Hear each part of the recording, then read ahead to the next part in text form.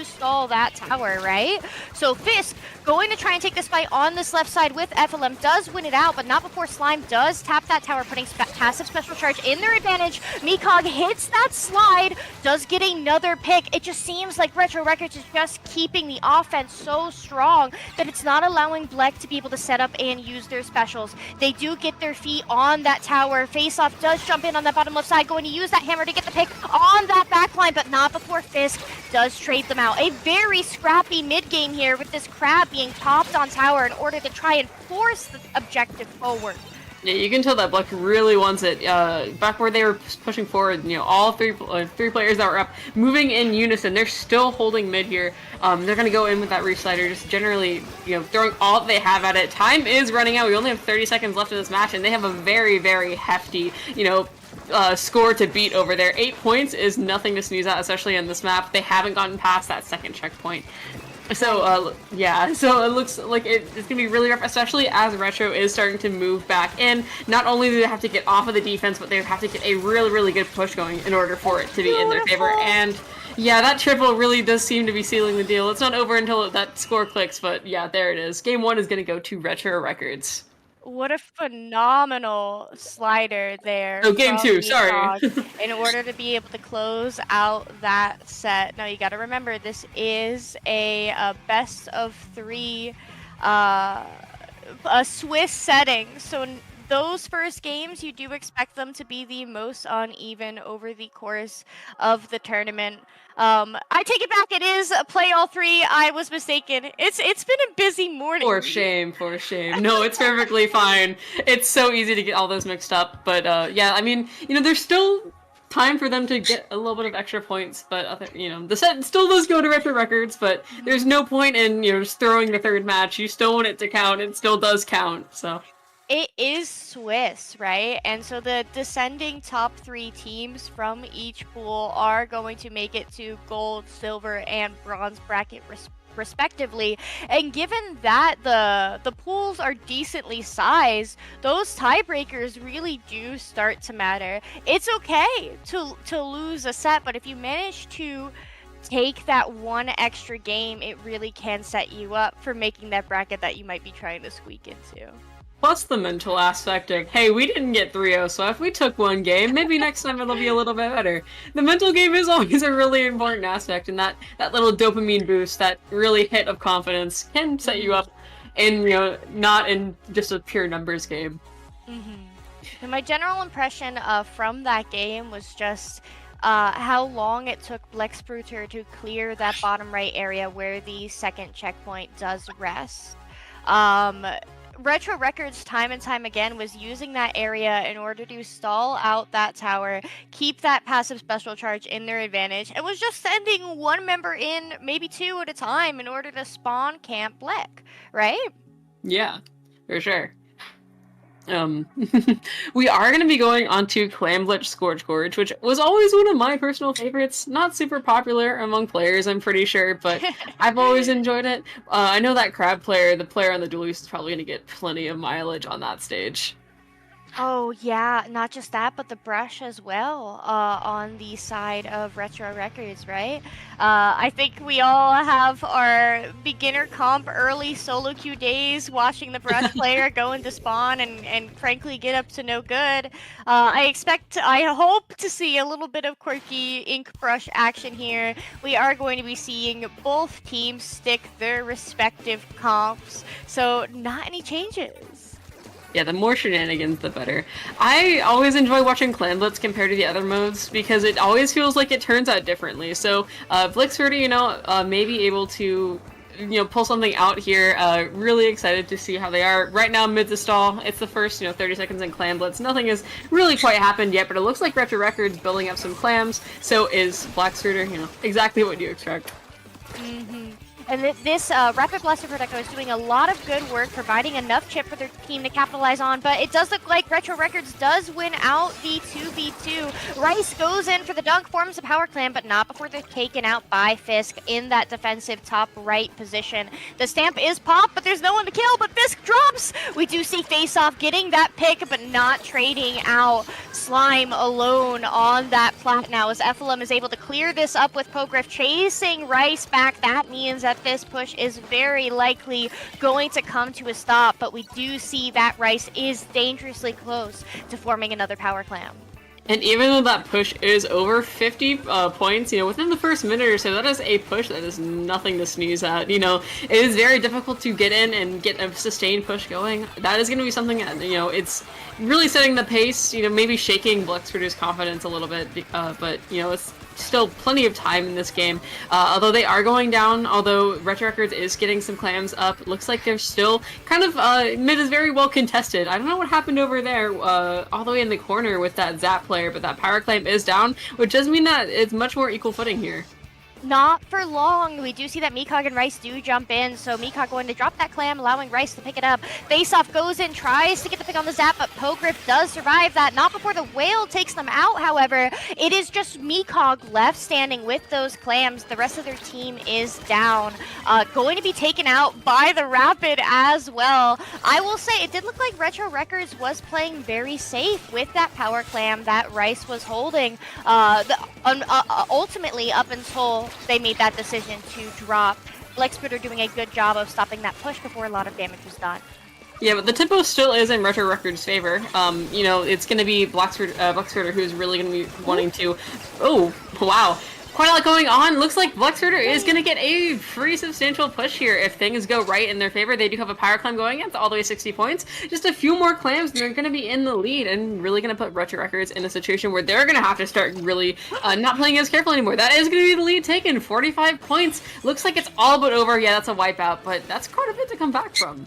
Yeah, but we do know that Retro Records is going to have that Mercy Clam in order to work with, right? Also, the Brunch player has a Power Clam as well, so they can pull lead simply by dunking this single power. Meekog goes in, does slide behind that snipe, does not get a pick, but no doubt providing some chip.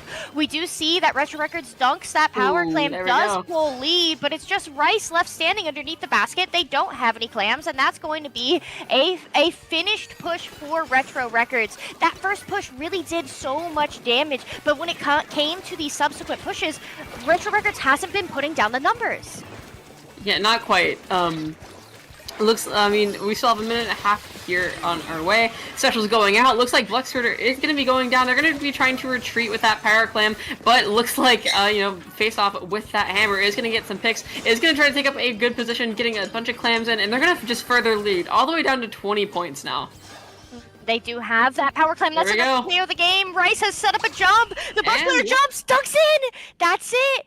Game 3 of our round 1 going to Retro Records.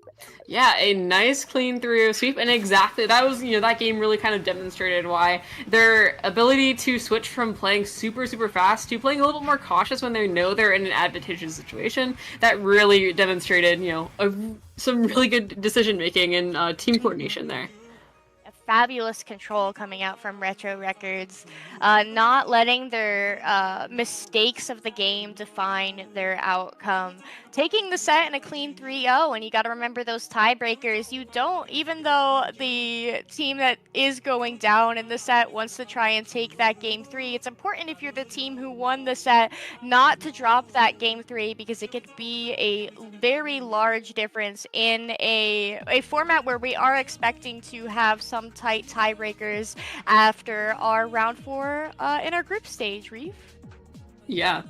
And we did see some really good play. Like I said, Blaeksputter did get that really good push there, so it is far from over for them. Maybe that patch wasn't, ideal for them in terms of not usually what they tend to fight against. Maybe those map modes just weren't their modes. I expect to see some pretty good stuff from them coming forward, but Unfortunately, this first set wasn't quite in their favor. It's okay, because round 1 was Swiss. You do typically have a top seed versus a bottom seed or 2 closer mid seeds.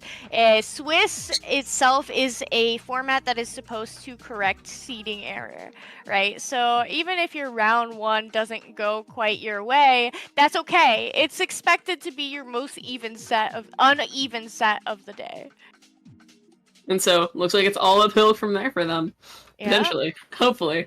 Now, speaking of, because it is Swiss, we do have to wait a moment before our next game because all matches in a round need to be completed before the next set can be generated. So we will have time to do a little bit of sleuthing on what's going on across our group stage. Reef and I will be back in just a moment. See you then.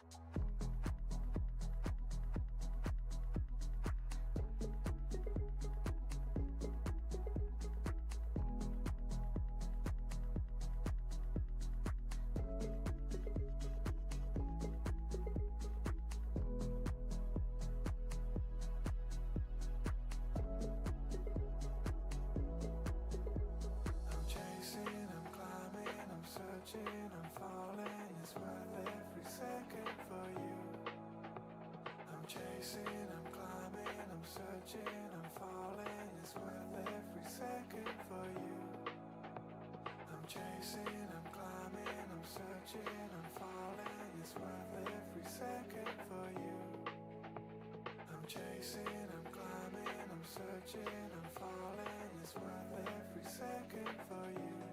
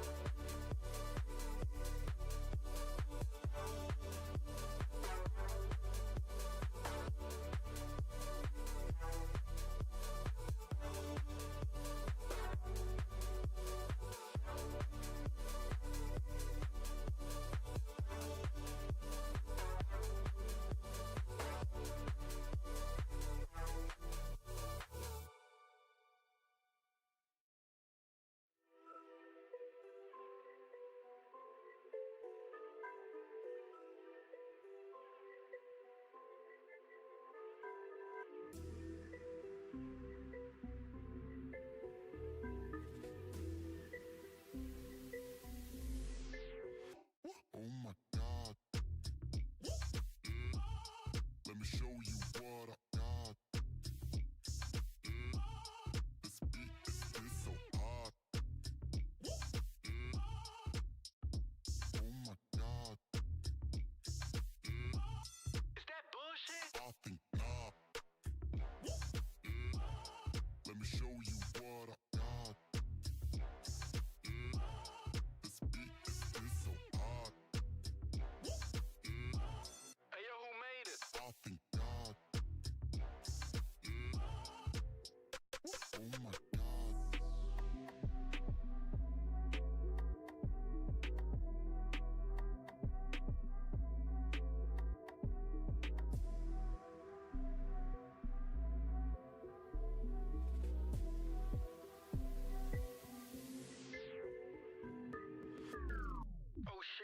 Oh my god. Let me show you what I got. This beat is so hot. Oh my god. Is that bullshit? I think not. Let me show you what I got. This beat is so hot. Hey yo, who made it? I think God. Oh my.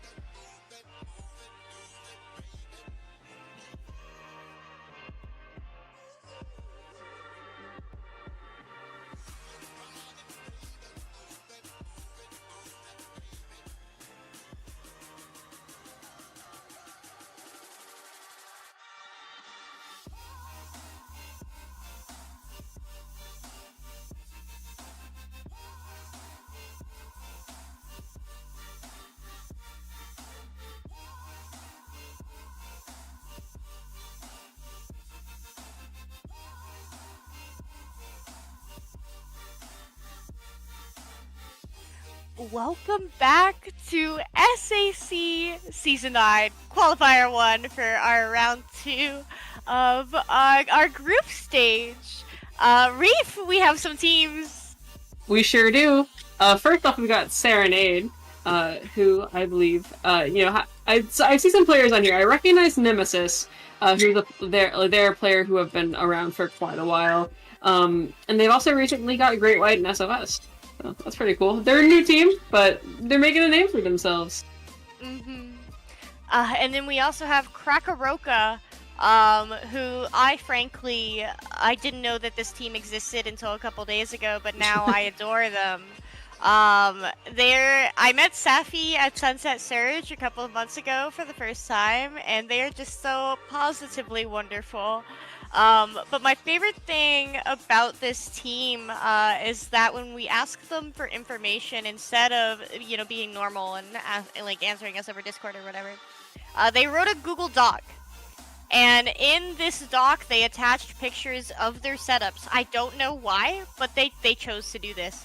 And my favorite one is one of them playing during Ludi on top of a washing machine with their Switch painters taped to said washing machine in order to be at a viewable angle. And I gotta wonder what kind of setups this group is playing on today, because they've gotta be pretty wild. There was a time, so my girlfriend is a competitive player, and there was a time where she was over. Oh, never mind. This is a story for later, apparently, as we're going right on in.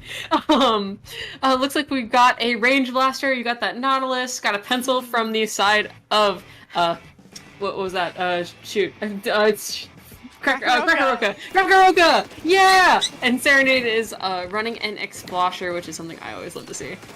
Yeah, an Expo on a map like Mako Zones is going to be quite obnoxious because of all of the little elevation changes that an Expo can paint off, and clearing behind both of these stacks too. So in just a moment, we do see that Serenade does clean up the 4v4 and puts Krackoroka into a delayed wipeout. This map can be pretty difficult to re-engage on, especially with a sword with a stamp all the way up by the left side of the map. They're also throwing out Azuka, and that X-Slosher is still holding their special away, just for if they decide to push in.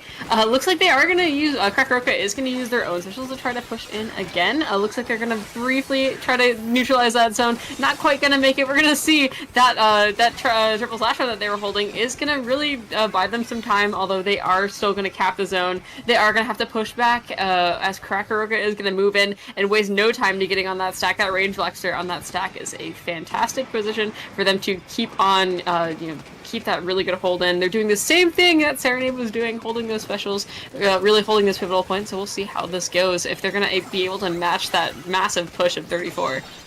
Yeah, and their retake was really phenomenal. However, they used those specials a bit early, and so when Serenade finally had their specials and was able to re-engage, Krackoroka had nothing to defend with. Again, we see Miono on this wiper all the way in Krackoroka's street, and that's just they clear it, right? But it just buys so much time. Krackoroka now has this cooler that is going to come out. That's the signal that they're going to engage. But when those strikes come out over zone, there's no one there to capitalize off of that paint. And the range blaster and the T-Tech are going to go down because of it. Yeah, time is ticking. About 10 seconds left before Serenade knocks this game out. Only this, there's only like 2 players on the field that are even going to be able to engage in time. And certainly it's probably not going to be enough time to paint the zone. And that's going to be a very, very quick game 1. Going to Serenade, who had a fantastic display of holding and knowing when to pull back and then knowing how to retake. The biggest difference to me came down to special timing. Serenade held on to their specials until the moment that Krackoroka wanted to re-engage. When Krackoroka's strikes came out, that was a signal to Serenade, like, hey, pop your stamp.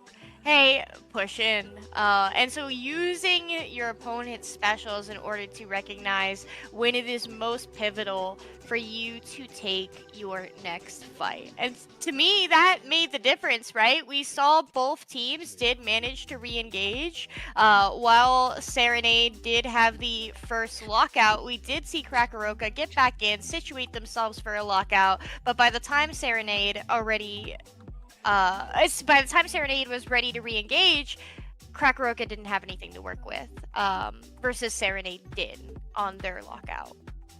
Yeah, special timing is still super, super important for this next map mode that we're going on to, Rainmaker on Humpback, but it is much more of a game of less about holding and more about pushing forward at the right moment. So we'll see if that changed, if the weapons that they're going to bring out on this different stage as well really make a difference, but Serenade is coming out looking super, super strong so far.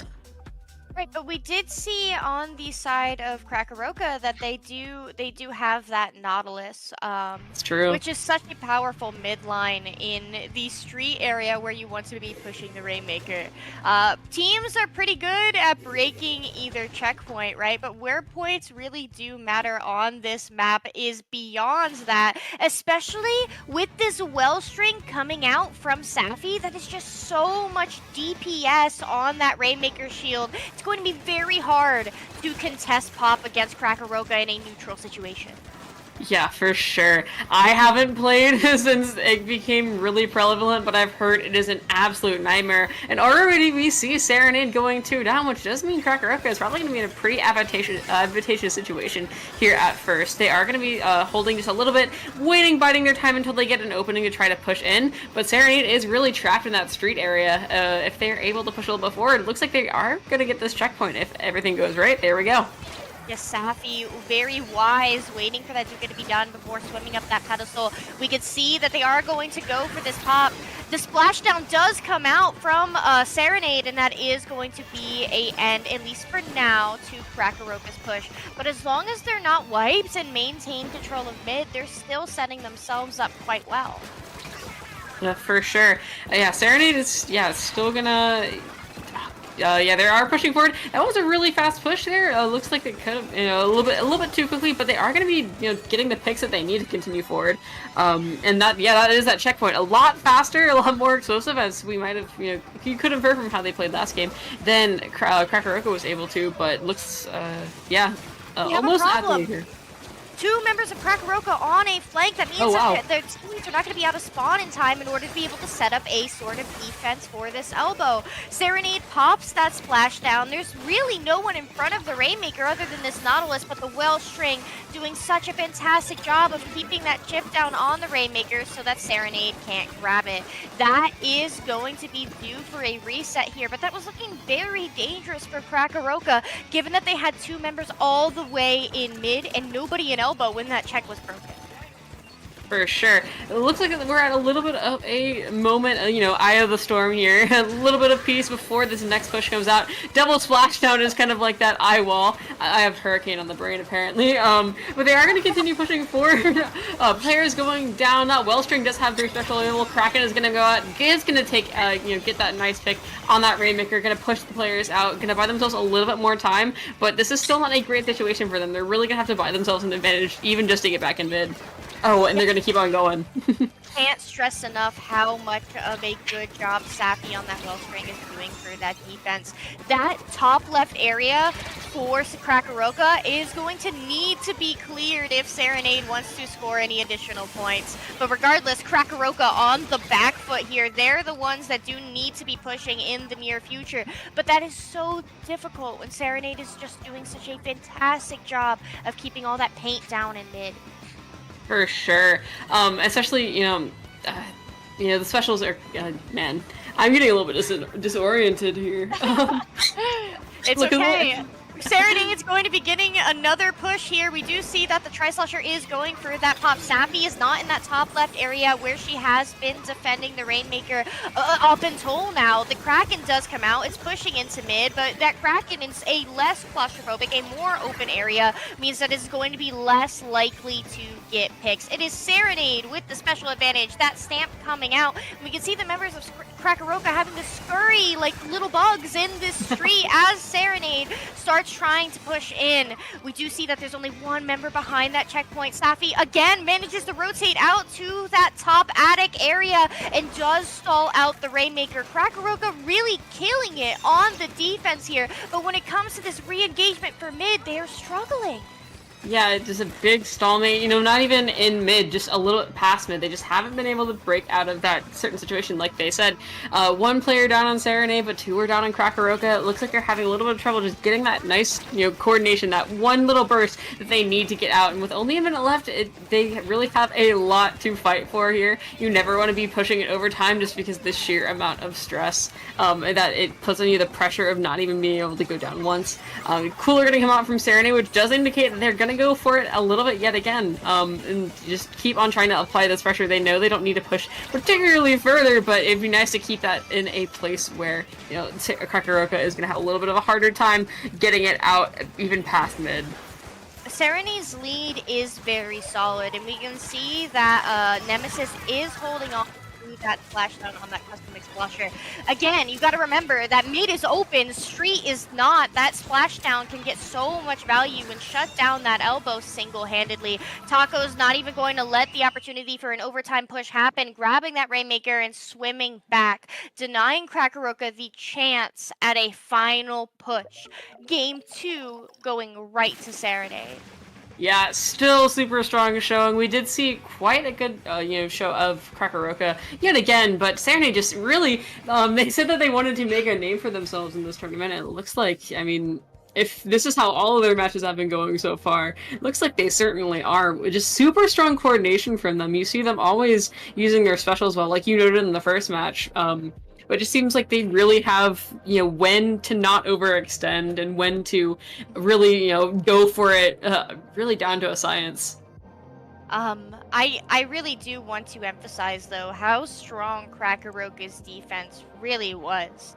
Every single time that they needed to jump out and reposition, particularly Safi on what they do call their Wells Bing, on that attic area above street. Just truly a phenomenal job on defense. But as you mentioned earlier, Rainmaker isn't about defense. It really is about who can grab the objective, the fish, and get it as far as possible. So while denying your opponents the space that they need to work, we just didn't see Krackoroka with the same level of offense that Serenade was able to bring out. Yeah. And now that we're moving on to Clam Blitz, I feel like it's even more important to be able to make those good pushes, because if you're not able to push past mid, there's no chance you can make a breakaway push in Rainmaker a lot easier than you can make a breakaway push in Crab. Like, you need to have that sustained ground, that sustained hold for so much longer in Clam Blitz to make anything work than in Rainmaker. So we'll see if they're able to find, really find that coordination that they need and find that, ability to control that area.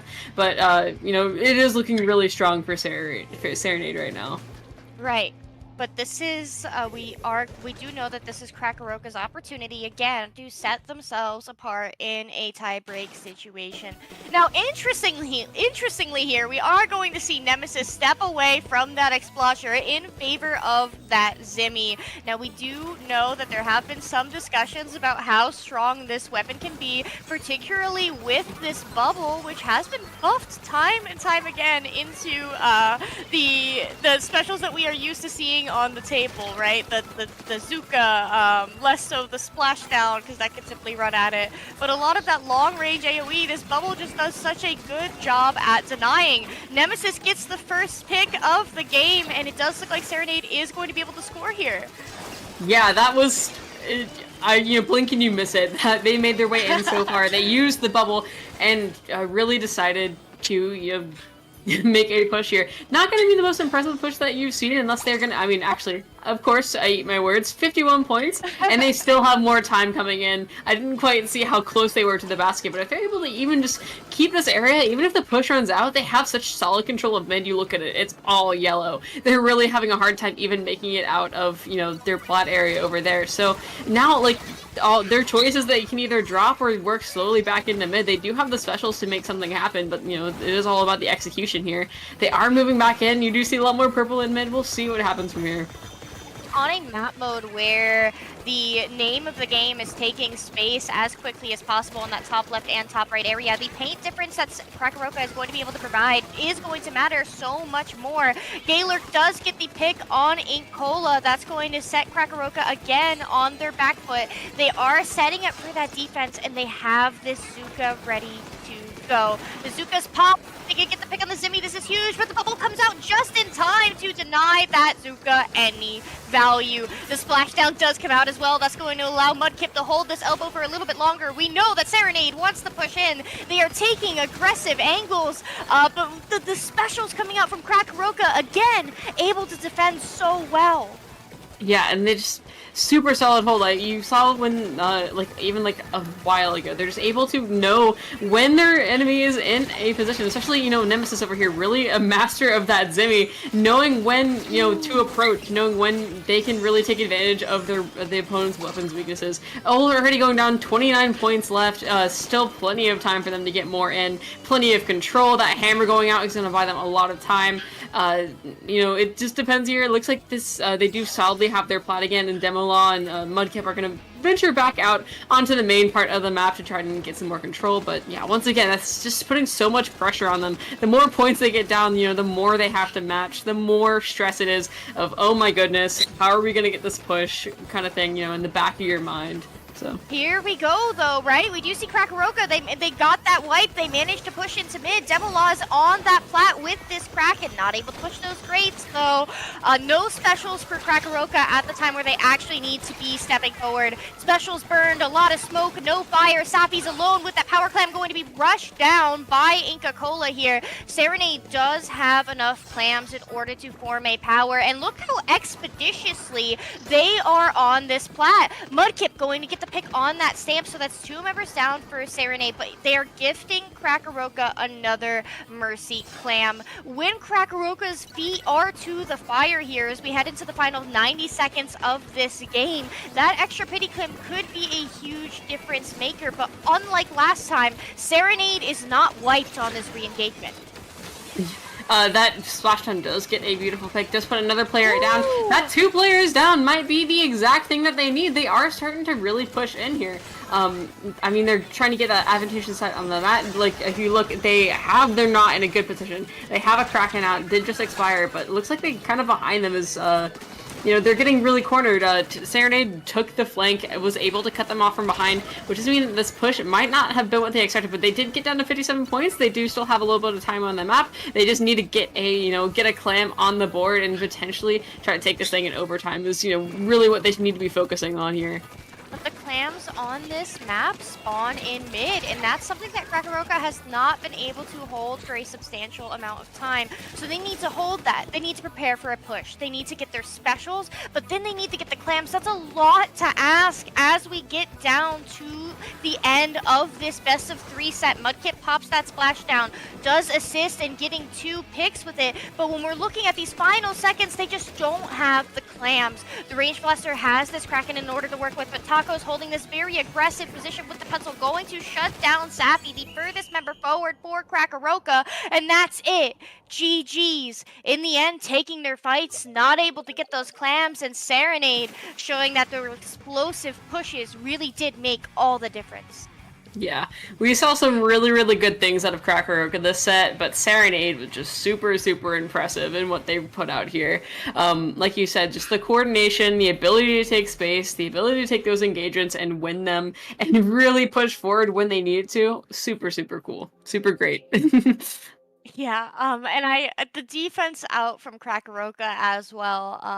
I do want to emphasize how great that really was to see, and I can't wait to see them shift that defense towards a more aggressive stature over the course of the season. You gotta remember, there's always a chance that they come back swinging. This is a circuit, and we do hunt those rematches. Maybe if they get an even more scuff set up. Maybe if they return to that laundry machine. Maybe that'll give them the buff that they need. Laundry machine buff? Laundry machine buff. Something about it, maybe the big metal, it'll help the netcode work better or something like that. They're a team with certainly a lot of personality. 100%. They're not afraid to show that, and I love that for them. 100%. Now, again, Swiss, best of 3. I mean, play all 3. Dear Lord, I need to stop getting that wrong. So we are going to start, looking around for our next match as the end of our round 2s do tick down. We are expecting them all to be done within the next 5 minutes. Looking at our other brackets, currently we have Tigers in 4 in the top spot for Group B. For Group A, we're looking at LOXYAY, currently holding that first position. And then for Group C, ASC Ryu, one of that French ASC teams there's just so many of them. Yeah, I cannot keep them all straight. I'm bad at keeping teams straight normally. When they start having the same names, it's over. It's over. Right. So we will be right back within the next 5 minutes or so to pick another round. Thank you all for tuning in and sticking around. See you then.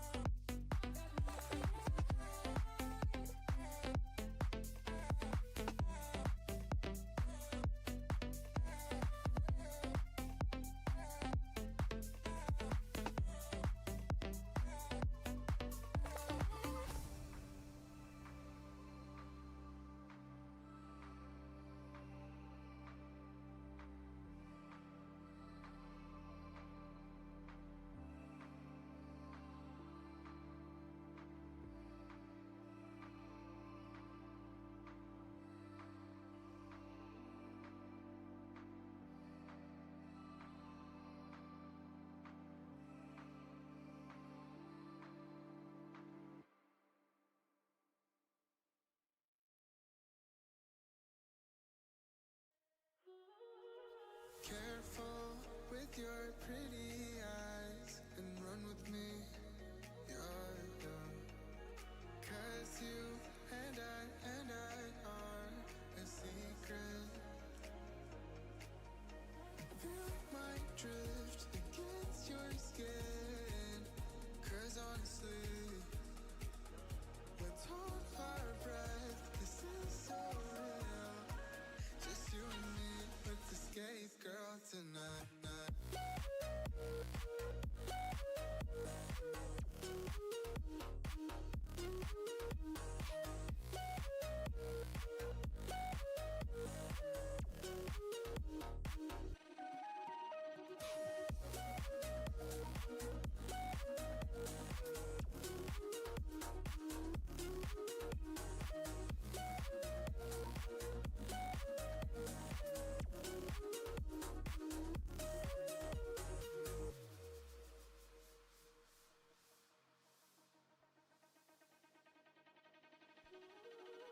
Careful with your pretty eyes and run with me.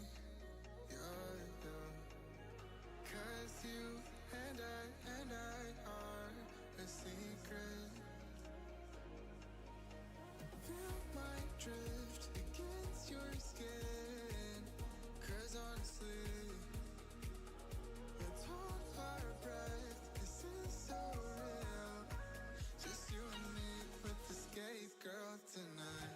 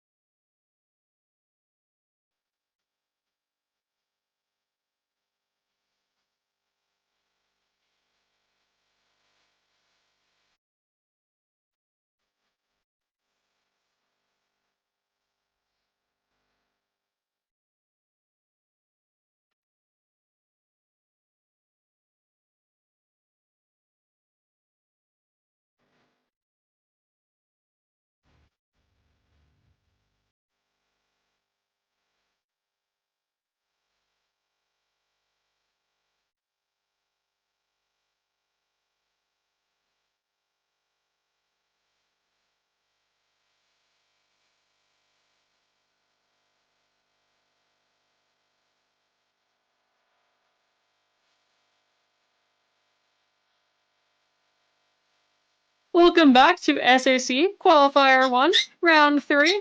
We have a match that I am extremely excited for because this match is going to be DistInkt versus Triggerfish Zone Supremacy.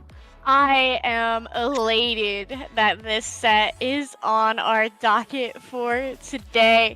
Two very infamous teams, right? If you haven't heard of Triggerfish Zone Supremacy, what rock do you live under? The off-meta, infinite roster, just mavericks that they are, mostly made of TOs. For context, the roster on the side of Triggerfish Zone Supremacy today is Krackoroka, DRF, Pork, and Vapor. Krackoroka, the darling founder of your very own Inkling Performance Labs. DRF, the leader of the Collegiate Cephalopod Association. Pork and Vapor both having their hands in double trouble. And then on the other side, DistInkt, a team very near and dear to my heart, who recently qualified for the Legacy LAN in the UK. Both of these teams running particularly off-meta comps throughout the years, so I'm excited to see them come head-to-head here on Splatoon Zumami. Yeah, like I said earlier, one of the reasons I love mid-level is because you really get to see these really off-meta comps pop off, probably the most out of any of the levels, and this is exactly what we're gonna see during this set. You already see some little off-color picks, which I'm super excited for. Already we're gonna be seeing bubble coming out just all over the place. We're gonna, Triggerfish Zone had the zone briefly, but DistInkt is still, very much in it. It's going to be quite contested here for a while. Looks like Zones might be getting pushed a little bit back, though. And there we go. DistInkt is in control of the zone currently, but DRF underneath this ledge is quite a powerful force, and Mooj has their name written on their back, forced to jump out as we do see DRF popping that cooler. Now that cooler is going to give Triggerfish Zones the tempo advantage into a coolerless comp like DistInkt, but that is certainly a disadvantage that they are very accustomed to working around. A 3v3 situation as the zone is briefly neutralized. Afro does manage to take out that anchor in the hands of Vapor, but the rest of the team is down. There's no one left to capitalize off of their skirmish before they're finally taken out. Yeah, looks like Zones finally has their feet under them. We are going to see, them pushing forward, doing exactly what they need to do to maintain that control, but not going too far. You see Kraken showing quite a bit of restraint, just choosing a spot that's really annoying to hold and staying in there as the zone just ticks down and down and down. We're going to see plenty of specials go out as DistInkt is going to be making a really good effort to get back in. They do neutralize one zone that's going to quickly be taken back by that really awesome triple splashdown. So not quite all for nothing. They did manage to push Zones out of their spawn, giving them a lot of space to work with, and they are on the up and up, but that is quite an impressive lead that they have to push back against. Getting the pick on Vapor is huge, but can they clear DRF off of that top mid area? They do, but Afro being flanked by Kraken as he tries to take the 1v1 with Smork. The zone so close to flipping it, it finally does. DistInkt holding on as we headed towards the final moments of the game, applying some sweet, precious penalty points to buy themselves some time. Yep. And yeah, that's just the deal is 15 points. That's like 7 seconds that they would have had otherwise. Now they have a lot more time. They are going to be they are going to pop that Zuka, trying to get something with it. Unknown if they are, as Kraken is going to be pushing in, not going to really make use of that small hitbox and avoid that Zuko shot. But as Zone Supremacy moves in again, we are going to see a few breakaway pushes, trying to distract them, trying to get any picks that they can. Afro is going to go down, and their team isn't going to get much out of that, unfortunately.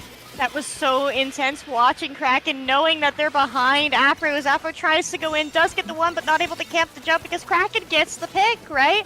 DistInkt has that inkjet to work with, and now they have the chumps. This is exactly how they recapped the zone last time. Afro has control of top mid, Smork is forced to back. This could potentially, it is a recap for DistInkt, but knowing that they have Triggerfish Zones, all these rats from every angle around the zone, it just makes it so hard for DistInkt to properly set up. But this is the first time that they have had Triggerfish Zones out of their spawn. This is the first time that DistInkt has been able to set up properly, but 2 members down in this lockout before it's even started. Yeah, and you're seeing Zones Supremacy starting to get their specials ready. They have that bubble, they have that cooler, they have the splashdown. That's really going to make it, you know, a lot easier for them to get back in. Now they're able to hold, you know, with that bubble, they're able to hold that top area pretty effortlessly. Not a whole lot is going to be able to threaten them. You know, if they do get close, they can just use their main weapon and take care of the deal, which is exactly what happened there. Zones Supremacy is already moving back in. Kraken is already moving back to the spot that they were in the first place. Isn't going to dodge out. Once again, they know that they don't have to push too far in. They know that if they go down, this could be disastrous for them, as we are in the final stages of this game. So really good decision making there. Really at just making sure that they're still pushing for. Oh, that's gonna be disconnect. The DC from Afro on the side of DistInkt is such a big deal because that's a huge chunk of DistInkt's paint and aggressive pressure gone. Zone does flip in favor of DistInkt, but now they're heading towards what they need to be an overtime comeback in a 3v4 situation that is climbing up a mountain for DistInkt, especially dealing with a rat like Kraken. Goes around, gets to pick on Sal. Moosh is alone, but what do you want your bow to do? Frontline? Potentially. Moosh is setting up a very off angle, forced to jump out thanks to the whales which know where they were. Triggerfish Zones, without a doubt, heading towards a KO here despite this brief neutral flip from DistInkt. Yeah, and DistInkt did not stop fighting till the end. Very commendable there. It is easy to kind of, you know, say, well, you know, kind of over, but you did see them going for some really aggressive, you know, off-the-wall plays. That is a very, like, last-minute scrabble to try to get that zone in their favor, even a little bit. Even if as it looks so hopeless. But the most unfortunate thing about that, I think, was that it looked like they were finally really getting their feet under them. They had finally captured the zone again. They had ticked down a few points, and then Afro disconnected. But as long as, you know, the internet gods remain stable, you know, we could see something a little bit different next time. Who knows? Yeah, it is unfortunate. SAC is a global event, but most of the crowd that it does attract are EU and North American, and sometimes that does lead to some lag in internet connections, right? Unfortunately, it is something that we do have to deal with as a matter of fact with Splatoon. No, I do want to add, I do believe Triggerfish Zones would have won that game regardless. And it really did come down to how much stronger their lockouts were. DistInkt realistically was only able to send Triggerfish Zones back to their spawn once during that game, and it did cost them 2 members because of it. So never properly able to situate a lockout against a team that really wants to take advantage of a lot of wide open space. Now, I will say Afro might be the imposter. DistInkt plays a lot of Among Us in their spare time, and I mean a lot. So when it comes to having a saboteur disconnecting from the lobby, causing things to go awry, I mean, they've prepared for that in and out of Splatoon. Something suspicious is afoot. Looks like we're gonna, you know, stick with very similar comps here. These teams know what they're good at and are, you know, very, you know, they know how to play around the weapons that they choose. As we go into the zones, we're gonna see this nice neutral ground here. Triggerfish Zone is really stapling up, really square on that left side. But it looks like this decaf is gonna go and get a pick and really start to catalyst things in one direction or the other. Triggerfish Zone's 2 down. They're all 2 down. It's a bloodbath out there. But we do see that it's Triggerfish Zones. Well, I take it all back. Rafa jumps in, gets the pick on Vapor. Smork is in that bubble, but you know, Rafa is holding a decavitator against 2 relatively short-range weapons. That's such a powerful matchup for them, but it is Triggerfish Zones that does come out of that initial engagement, a prolonged initial engagement with control of the tower and the more members alive. Sal sharking up, going to get the pick on DRF, knowing that it's just the 2 remaining members on top of that tower. That's a wipeout in favor of DistInkt. I want to add, this is an extremely practiced map mode for DistInkt. They know their retakes on here, and it is one of their best. That's good to hear. I mean, it really is showing so far. They were able to cut off all of the aggression from this from Triggerfish zone so far, and it looks like they're not going to be able to hold that for too long. Europe is going to come behind, pop a tower, pop a cooler on the tower, and start pushing it in their direction. But we do still see there are quite a few players on the map. They're going to be coming at that aggression, throwing mist, doing whatever they can to just stall that zone, going for the fights. Kraken is going to get the pick though, and is going to continue to move in, doing exactly what Brush does best until they get picked off by the roller. Yeah, the one-hit KO hitbox from Sal Tiger on that roller, going to easily diff the Ink Crush, but not be able to handle that splashdown. It's just Mooj left standing on that stringer. No doubt within that spawn, the whale comes out, but there's no one able to capitalize off the chip from the whale. Mooj goes down as well. That's their anchor out, down for the count. DistInkt, look at all of this paint that Triggerfish Zones has in DistInkt's court, and in their spawn as well. That's just going to be such a difficult thing for their comp in particular to fight against. DRF on that Inkling does manage to cancel that as well. It's just Afro on the top left. The Zuka is out. It does get the pick on Vapor, but DRF still able to ride this tower. We are getting dangerously close to the KO as DistInkt dives the tower. Oh my goodness. That out, but again, Kraken jumping in is just a series of jump, but Rafa, the lone squid left standing here. Yeah, a little bit risky play there from Triggerfish Zone. Might not hurt them as very much in the long term there, because they are able to just maintain control of mid here. If they weren't such a solid team in that respect, that near wipeout, that really staggered wipeout could have been devastating. But they were able to get a few extra points, and no harm, no foul. It seems they're just gonna go right back to pushing. They're just gonna keep on being the relentless team that they are, and just keep moving forward. And we do see that it's DRF on that tower. The Fizzy Bomb's going to do a great job at holding this elbow. The whale does come out. Rafa taps the tower. Smork going to be forced to drop into mid here, but the bubble used to hold that position for just a little bit longer. Sal does take that out though. But really the difference to me here is just the paint. The paint that DistInkt is having to run in towards, it's just giving Triggerfish Zones, again with these routes, so much room to work with. It sure is. They are getting a little bit more paint. They're starting to control mid a little bit more, starting push that tower. But again, that right side that Zones is controlling right now, they are very, very solid in there, and it's like a brick wall. Trying to break into that brick wall of their defense, and now they're advancing that brick wall forward. It's going to be super difficult. Although Tiger is going to really make an effort, going to pop that bubble behind, really going to try to stick a claim in mid. Is not going to work out for them, and it is going to set them a player down as Triggerfish Zones once again is just marching forward. And they have the bubble, right, in order to be able to brute force beyond that checkpoint. I take it back. They don't have the bubble. They only have Kraken Mayor, but God knows where the brush is. The brush is down. DistInkt has to book it. They have yet to stand on that first checkpoint, and they know it, right? Mooj on that tower. We see Afro starting to work their way into spawn. They get the pick on DRF. Now they're looking for Kraken, but Kraken does get the pick on Afro. Vapor on that top left. Kraken down. The Expo's still up.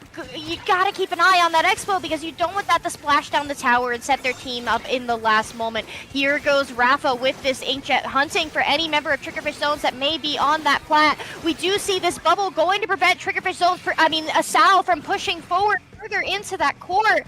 A beautiful bubble coming out from Smork as Krakenmare does go in for the flank, taking advantage of that bubble in order to create some crossfire, and there is the aforementioned splashdown, bringing DistInkt's push to a brutal close and bringing us 2-0. The set falling for Triggerfish Zone's Supremacy, but we will see the result of Game 3. The controlled chaos from Triggerfish Zones in the last 30 seconds of that match was amazing to see how they fared on that defense. You saw Krakenmare going behind, narrowly avoiding death a few times, and then, their distraction really allowed, Tiger was on the tower, looking away with that roller, trying to make sure that they didn't get flanked from that brush, but that allowed the Exo to move in and just swiftly end things with the splashdown. That was really fun to watch. Yeah, and that's the danger, right? When you start acknowledging that you are setting yourselves up for an overtime comeback. What tools is the opponent working with that is most likely to shut you down? And Vapor, a very experienced Explasher player, also a pretty aggressive one with it. So knowing that Vapor had that splashdown, you know, they had to be dealt with. And that's a very difficult task, particularly on a map mode like Tower Control Ship Shape, where you do have to try and take both your opponent's plat and top right area. And when the tower is just breaking the first checkpoint, that is such a tall order. DistInkt really with their back against the wall there. We will see the result here of Clam Blitz, Barnacle, and Dime. Both teams sticking their same comps, I believe. I'm not expecting any changes. Correct? And it's Clam Blitz, right? We'll see how much value that the difference that DRF having that cooler brings to the table. For sure.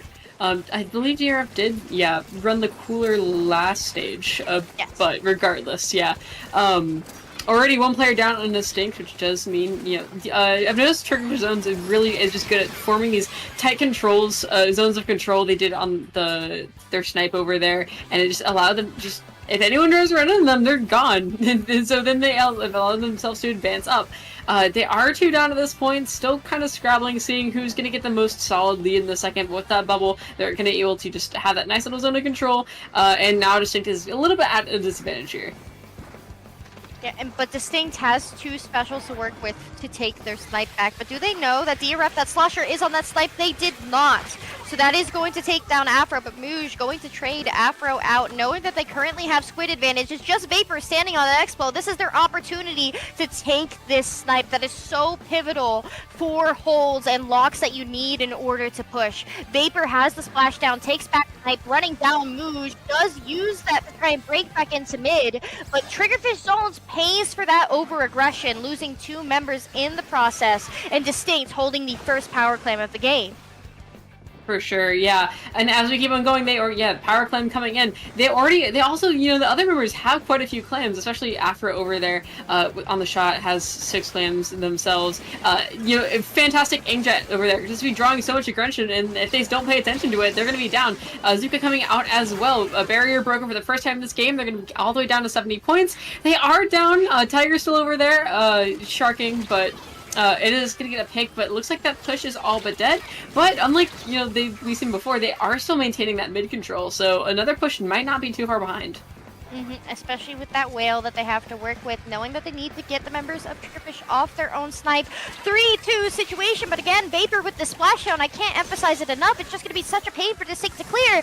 There's that splashdown. He gets the pick on Afro, but Rafa left standing, hunting down that Explosher. Vapor going down with Rafa dangerously close to this Inkjet. Sal with the bubble. If that gets underneath this basket, we could be looking at a situation where DistInkt extends their lead, but a beautiful flank from Krackoroka shuts down that push before it even begins. Mooj in a great position to hold jumps, but when with Vapor on that Expo just sloshing right at you, no doubt force the back there. Again, man advantage in favor of DistInkt, unbelievably so.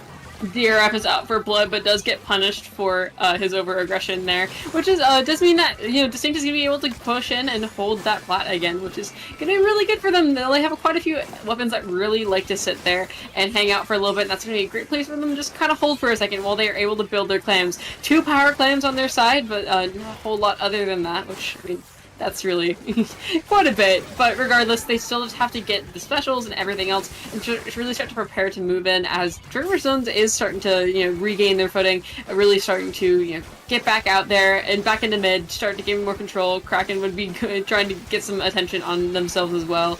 Just gonna be a little bit more in a neutral state right now.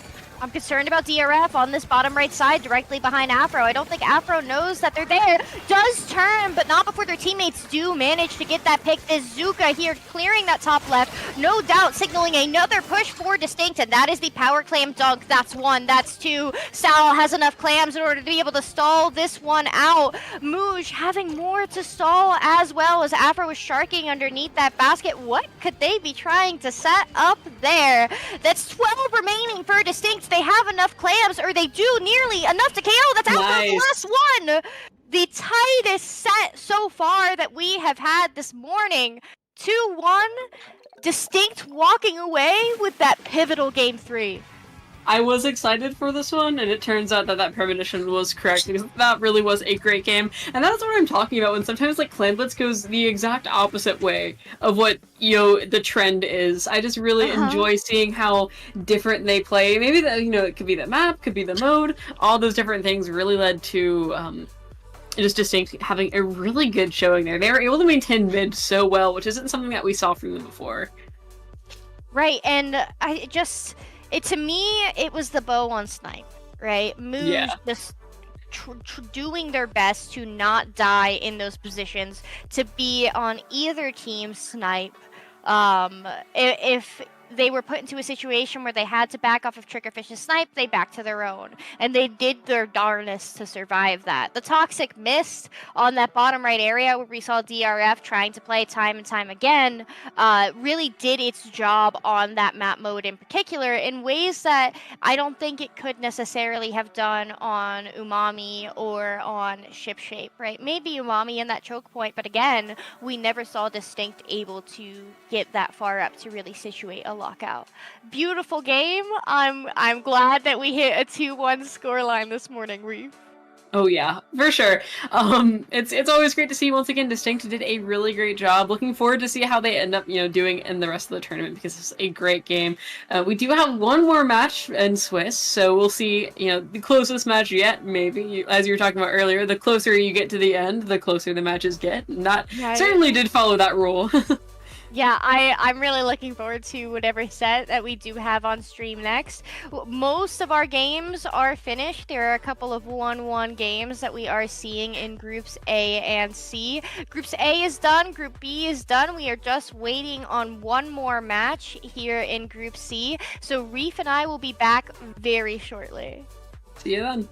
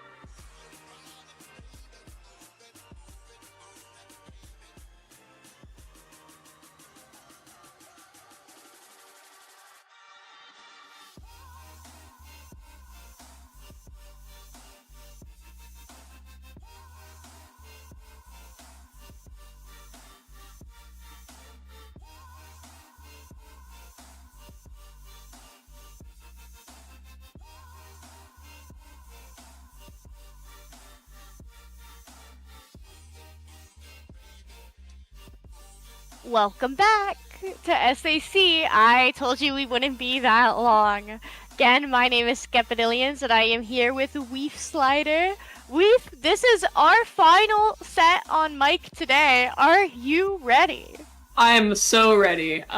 We were talking earlier, if you're here before the break, just as you go on in the Switch bracket, the closer the games get. These are both teams that were in Season 15 of Ludi, Division 5, and we do know a little bit about them.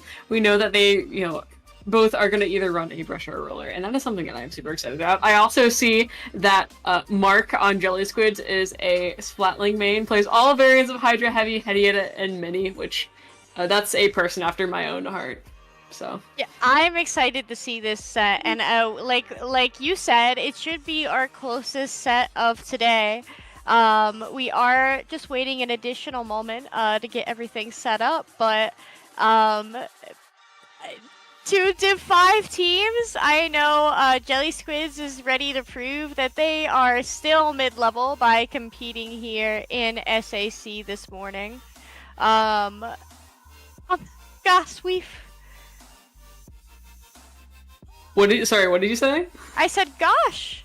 Yeah, Jelly Squids is a team I'm super familiar with personally. I think I've fought against them in Ludi like 3 times, and I've played against them in Low Ink like 3 times. Like, I know I've fought against them a lot, and they're a very respectable team. I've never actually beaten them, I think. Oh, yeah, they're a bunch of sweet, wonderful people. Yeah, I'm a big fan. Jelly Squids always the first team to sign up for any given event. They were the second team to sign up for SAC, so that's really fun. We really appreciate teams being timely and wonderful because it helps us learn more about you, right? Now they're also a team that's been together for a fair amount of time. They were at LTC 2023. And I got to meet them in person, and they're just such sweet people. They were also at LTC this last year, so teams that they've lived a long time, they've been to a couple of lands together, they've been through thick and thin, and now they're here for SAC. Super, super exciting. I believe we didn't know a whole lot about Peace Strikers. Like I said, we know that they're Division 5 as well, but regardless, we are going to be going to Splat Zone's Mahi, and I'd be curious to know your thoughts about this one. Once again, I haven't been super into Comp Splatoon, like, for quite a while, since, like, around it got reworked.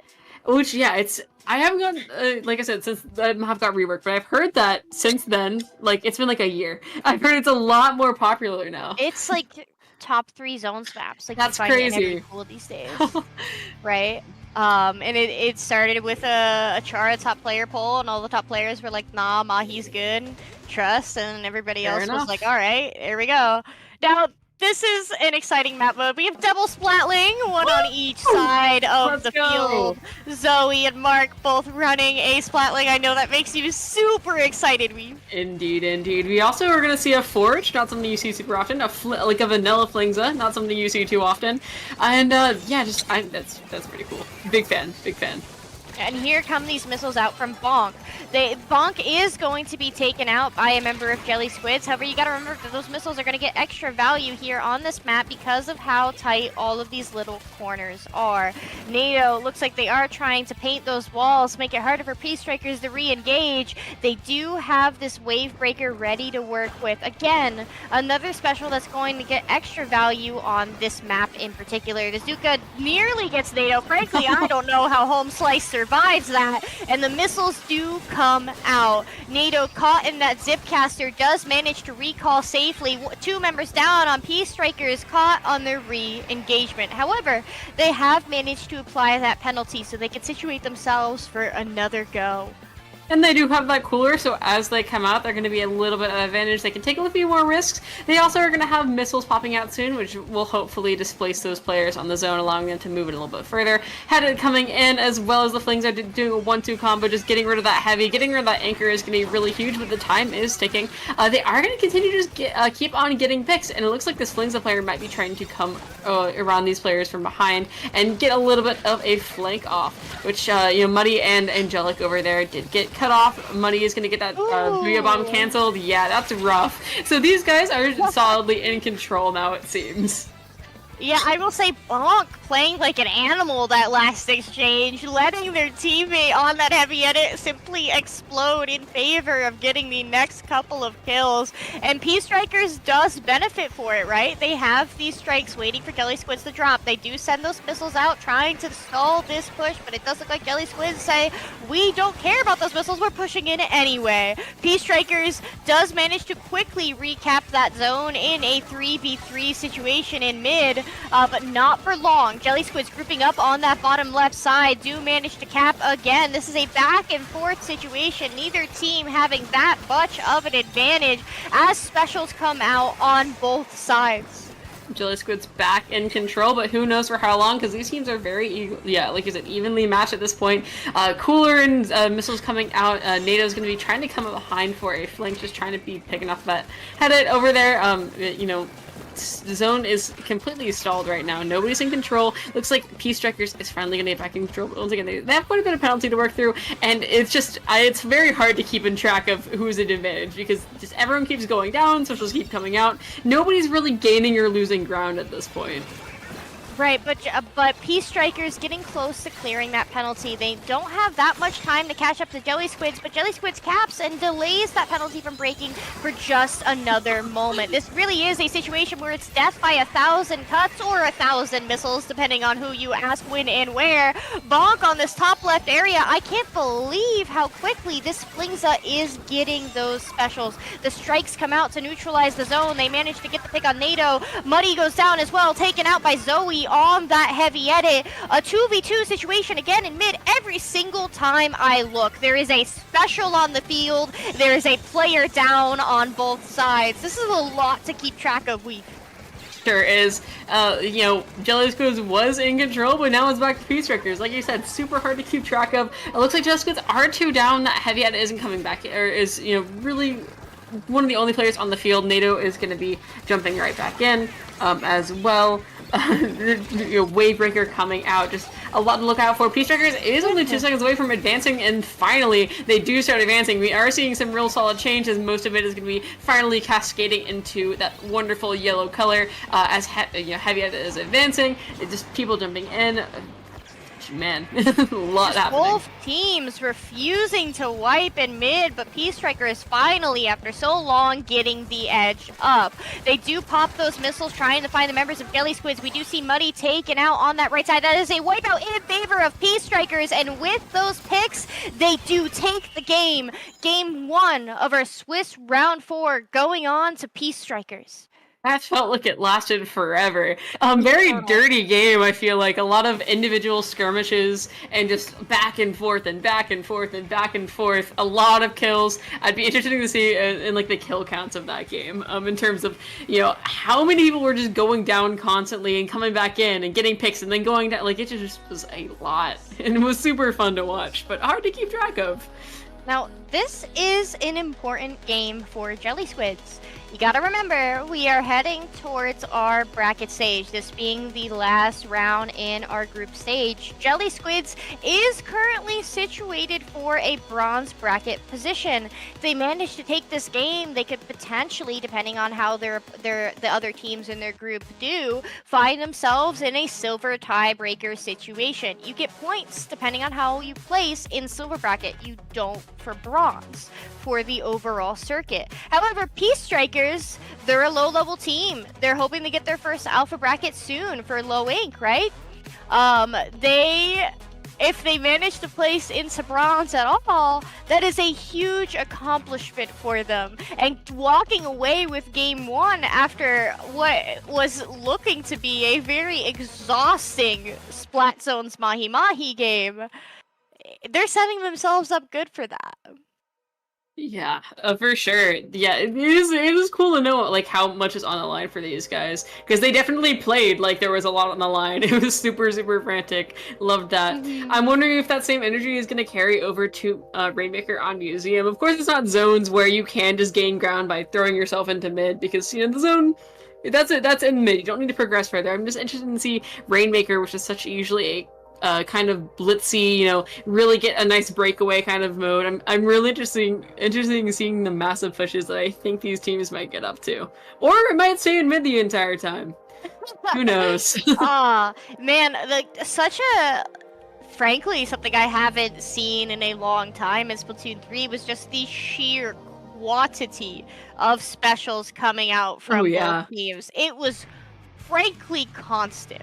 I don't know how they had the time to keep paint when they're down so often. They're just painting over each other. It's like C-Jet versus C-Jet on Skipper in S2 painting over each other in mid. That's what it felt like. Regardless, it looks like we are gonna see the Empire Duelies come out and the heavy deco as well, which is something I always love seeing. Weapon I wish I saw a lot more often, just because it's sheer fun. Regardless, we see one of the taking that secret entrance into mid, but not gonna get a whole lot out of it. But oh wow, okay, what just happened there? Oh wow, Zoe gets those 2 picks, pops this cooler. They have those missiles online. Those are used, pushed back. So now is an opportunity for Peace Strikers to start working their way in, but they don't seem interested in touching a fish today, or at least for right now. Bonk looking towards NATO. It looks like 2 members of Peace Strikers turn to deal with that. Look like they do get the pick, but that was such a beautiful opportunity for them to be pushing. After a near wipeout on Jelly Squids, they finally grab the Rainmaker, but at this point, they're in a 4v4 situation. NATO and Angelic and Mark all situated on their own plat, set up for a defense. With this Kraken coming out from Mark, that means that the longer Peace Strike is holding this Rainmaker, the more likely a stray bomb, some cheeky crossfire is to take out the objective. They do go for the dunk, and unlike Jelly Squids, they managed to break it this time around, losing 2 members in the process. But it could be worth it, seeing how long these teams have kind of been scrabbling in mid. Any points are good points, and it looks like they were not they're not at too much of a disadvantage for it. They're still solidly holding mid. It's still all yellow. It's still really so far in their advantage. Jelly Squids, of course, is not going to let that last for long, as they're going to be rushing in, trying to get some picks, but they are 2 down. Could have been a little bit too early, and now looks like these guys are looking at going and popping the Rainmaker and getting themselves some more points. Yeah, but Mark is there, or sorry, the Emperors are there. Angelic with the splashdown. Bonk grabs the Rainmaker, tries to cheek it forward, does manage to stand up on Grace, gets it to 43 remaining. That is a decent push. If Jelly Squids doesn't manage to break their checkpoint, I mean, Peace Strikers has bought themselves a little bit more time, right? But realistically, that is one that is quick to fall. But it is Peace Strikers still in control of Jelly Squid's plat, and they do have these 2 Zukas to work with. Mark's Kraken expires. That means that they are going to go down, but they manage miraculously to trade with that squeezer. Where is the Rainmaker? It should be about to reset any second now, Reef. Yeah, but these guys are not gonna, they're gonna let it reset, but they're not gonna let that control of their plat go. No, that control is super, super pivotal for their any future pushes, and they have all players up. Muddy is coming out from behind and is looking to pop in themselves, and actually Jelly Squids is gonna be the one to get the pop, which is very surprising. They're gonna be jumping in. It looks like they might get this check unless some of the players notice. I mean, of course they noticed what was going on, and really decide to do something about it. There's this large text that appears on your screen, right? They True. have the Rainmaker. It makes it pretty easy to turn if you're paying a little bit of attention. We do see Muddy does try and go for a cheeky ramp push, does get taken out in a 2v1. Jelly Squid's 2 members left standing, and it looks like they're fighting in mid. Gummy is going to be able to take advantage of that, does try and fight Angelic, does take advantage of their range as a shot player versus that zap. Sorry, I thought that was a squeezer, to be honest. Jelly Squid's still fighting in mid, and just the way I personally view this map is you want to be playing this plat to plat. The longer that Jelly Squids is setting themselves up in mid, the more solid of a defense Peace Strikers can set themselves up for. And we do see that with Mark being the only player left standing holding the Rainmaker. That's an easy cleanup for Peace Strikers. Yeah, the Rainmaker can fend for itself, but only if it's in the right position, and at the bottom of mid, right by the spinner, is not exactly a good spot for you to be stalling by yourself and waiting for your teammates to come back in, which does lead to, now there's a bit more of a scrapple in mid. Now it's a bit more neutral, and now Peace Strikers, as we've seen before, has a great opportunity to just get back up and really keep on going. Muddy's gonna be up here trying to make things happen on plat, and are these guys gonna finally be able to make that checkpoint? They sure are. And this is where those couple of points that these strikers have for themselves can really make a difference. They can take advantage of the fact that all they need to do is work their way forward. They do manage to get those 3 members of Jelly Squids, but the Rainmaker is alone on that plat. That's dangerous. You're fighting a brush. Thankfully, we do see Zoe is there to handle the reset. NATO not able to go around and pull some Rainmaker cheese as it often happens on this map. The cooler does come out for Jelly Squids. It looks like they are still trying to take their fights in mid. They get the pick on the back line. That's huge. And the splashdown is out. That's the delayed 3 down for Peace Strikers. Jelly Squids can work their way forward. The Peace Strikers lead is so small. Beautiful, beautiful flank there coming out from Ruro in order to be able to stall the Rainmaker. But Jelly Squids, oh god, my life flashed before my eyes. Muddy does manage to grab the Rainmaker just in time, but it's just them and Angelic. 1 pick there. They know the Flings is on that backside spinner. If Angelic can clear this, that is huge. They are signaling a this way for their teammates to know, but Peace Strikers running it down. They take game 2, and with it the set. Now they need to set themselves up for some very contentive tiebreakers for the bracket stage. Both of these teams, they're still not out. Oh yeah, for sure. And that was terrifying for the Peace Oh my Strikers, I can God. imagine, because out of all of the overtime scenarios in this game, that has to be one of the ones where, you know, you feel the most confident that you can actually make it, because they only had a few points more to get. It's like an equivalent of like 15 feet that they would have to walk with that Rainmaker. They had a good amount of control, but I mean, the other tragedy of Rainmaker is that, yeah, if somebody just runs out and runs at you like that, there's not much you can do when you're at overtime, unfortunately. I'm so glad you also use distance metrics in Splatoon. I thought I was weird for doing that. I can imagine it. Right? It's a visual. It's a tool. Oh man. 15 feet is 15 feet. Now, the situation has changed. Jelly Squids is walking away with a 1-3 situation. Peace Striker is going to be sitting 2-2. Depending on how the tiebreakers shake out here, could determine where both of these teams end up in terms of their brackets.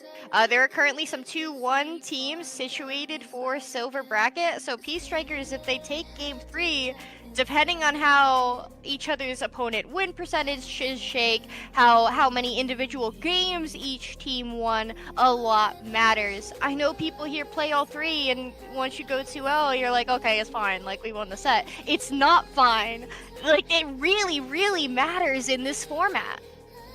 Yeah, I mean, it's a matter of games, like you said, and like I was saying earlier, even, you know, the mental aspect of it as well. If you lose that last set, it can be like that last game. It can be like a little thing in the back of your mind, like, oh, well, we thought we were doing so good, and then we lost. Would it have gone differently in a different scenario? I know that's kind of the kind of things that go on in the back of my mind when I'm playing. Is, you know, Right. Every little bit, you try your hardest to not let it shake you, but any win that you get, you're feeling better. Any loss that you get, you're feeling a little bit worse. No matter how hard I try. I don't know about these guys. You won the set. You played better than your opponent in the set.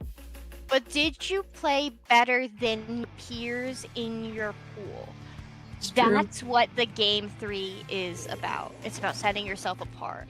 And DistInkt showed that last round, taking game 3 over Triggerfish zones. That sets them apart in their pool.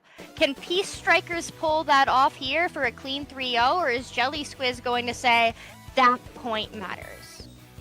We do see a bucket coming out. Sorry to disrupt the narrative, but I'm a big fan of that. I love Vanilla Bucket. It's so fun. Regardless, we're still seeing the spot links, everything out. And once again, this is Clan Blitz, which is always kind of a wild card mode. I really, really enjoy watching Clan Blitz. If you couldn't tell by how much I've talked about it so Muddy far today. has changed their weapon quite a bit so far today, right? I believe we saw them on Shot the first game, then Emperies, and now we're seeing on the Bucket. That is quite the flex, but maybe this mid line is what they need into the Devil Shot Octobrush comp that Peace Strikers is bringing to the table. The strikes do come out. That's going to let NATO push up. We do see the strikes get one. Also, we know that, I believe that's Diamond has that power clam to potentially push. Sorry, that's Angelic on the Zap. Has that power clamp, but not for long. Beautiful zip cast coming out from Bonk in order to be able to force Jelly Squids back on their own foot before it even started. And Muddy's gonna, take the play. Really just throw it back there. The goal right now is not to get a push. The goal is to take mid, and having that power clam on your support is not really gonna help out with that too much. So they're gonna make that play, just throw it back. And Peace Trekkers looks like they are getting, confronted quite a bit. Jelly Squids is not solidly in their defensive stance, but that is going to allow them to push. First push of the game, 80 points. We'll see how long this lasts as the tri-strikes go out. And NATO gets in there and is going to try to start picking people off. Yeah, we did see that the Bucket player jumped out because they knew that they were going to need those strikes for defense. And that paid off, right?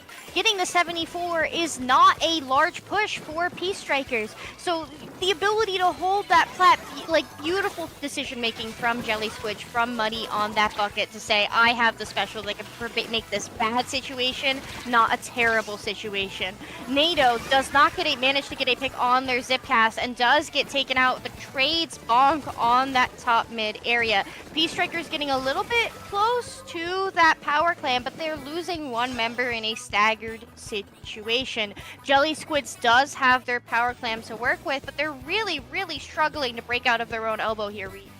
Yeah, they do get a pick on Bonk, which is pretty big, and they are looking to chase down a few other players. They are, now they have the top, which is going to allow them to kind of cascade in. NATO does go down, though. They just keep on trading picks, but they are starting to gain a little bit of ground. Having that spotlight on those grates right there is a really advantageous position for them, because they can watch that ramp, they can watch the grates over there. It's just super good for them, which is going to allow them to hopefully hold a little bit more ground as they have a nice foundation to work off of. Mm-hmm. It's still Peace Strikers in the lead with a very small push. We do see Gummy taking the 1v1 with Mark on top mid. Mark, their backline forced to back. That's a very pivotal defensive player down for Jelly Squids, and there's that midline as well. 3 down for Jelly Squids. Peace Strikers has a power clamp to work with. They're opting to focus NATO. That's a little bit risky because NATO does manage to get that pick. We do see that the Octobrush on Peace Strikers does dunk that power clamp before getting canceled out of their own zip caster, and it's just Roro left alone in that elbow, but not for long. Great pick from Jelly Squids, and frankly, great skirmishing from NATO in order to be able to pull the members of Peace Strikers away from what really mattered, and in that moment, it was pushing their elbow.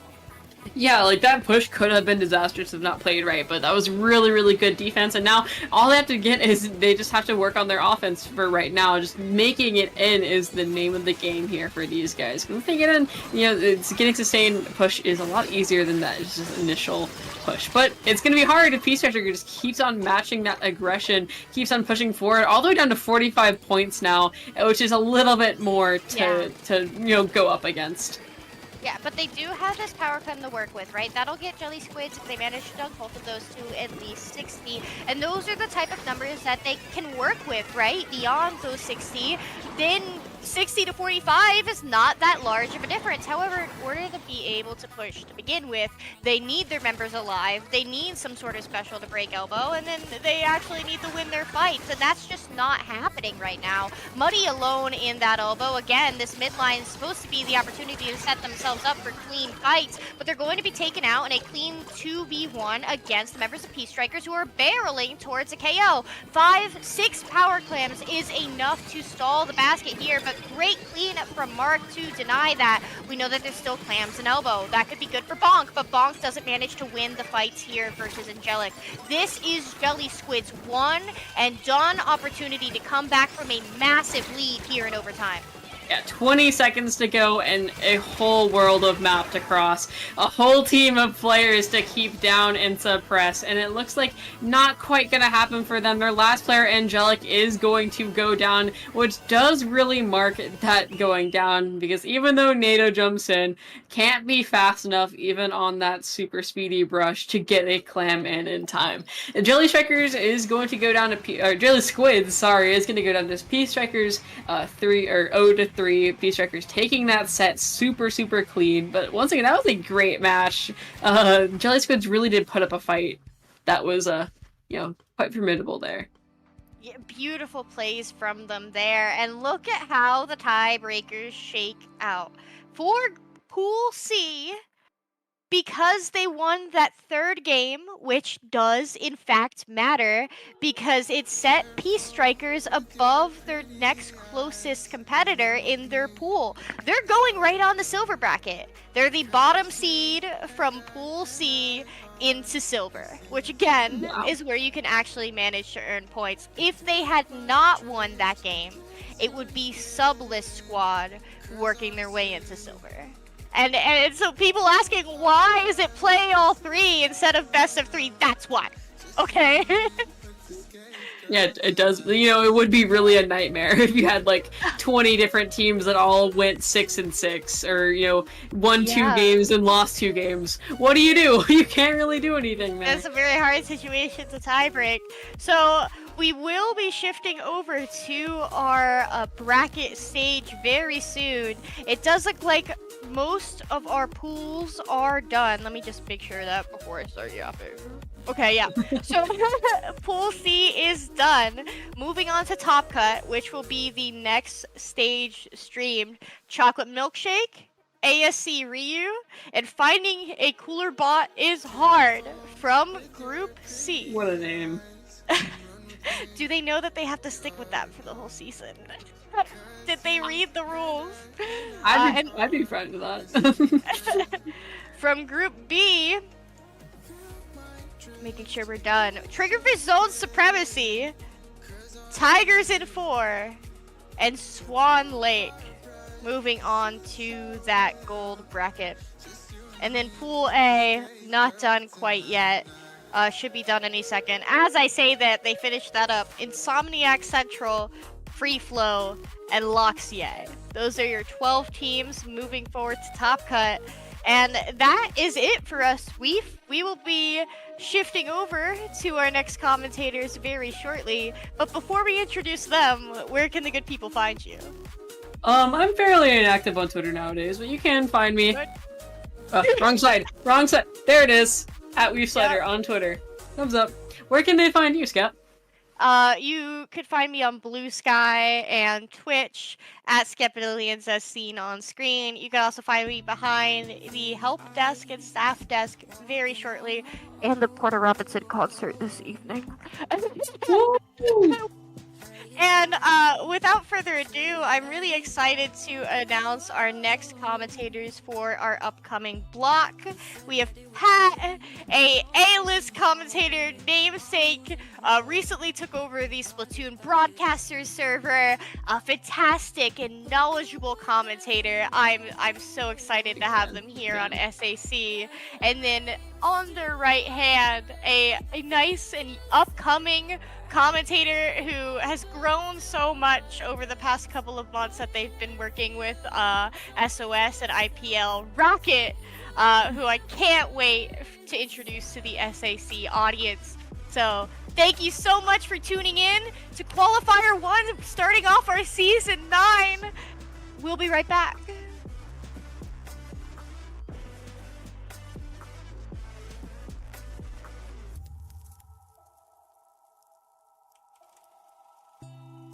Countdown, feel the ticking in my ears. No,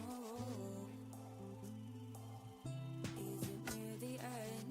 Fade out till I disappear. No, 'cause look the other way. You face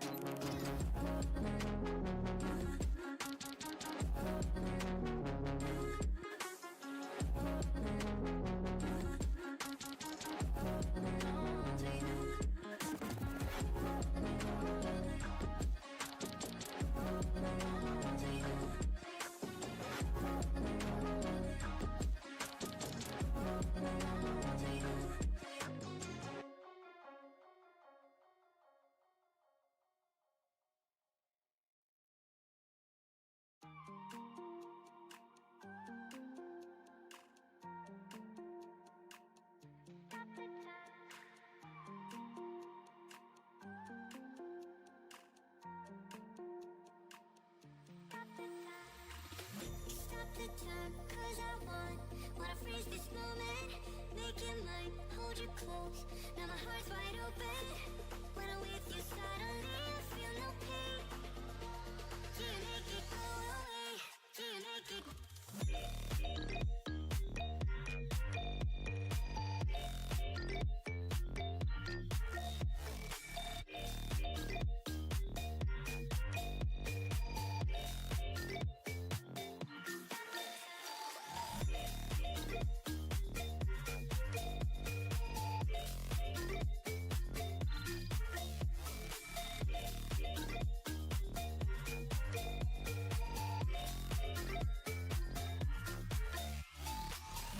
Stop the time, 'cause I wanna freeze this moment.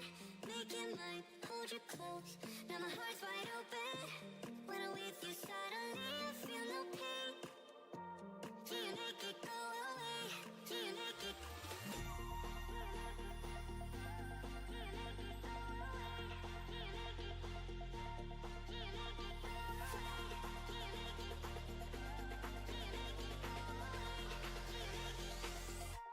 Do you make it go away?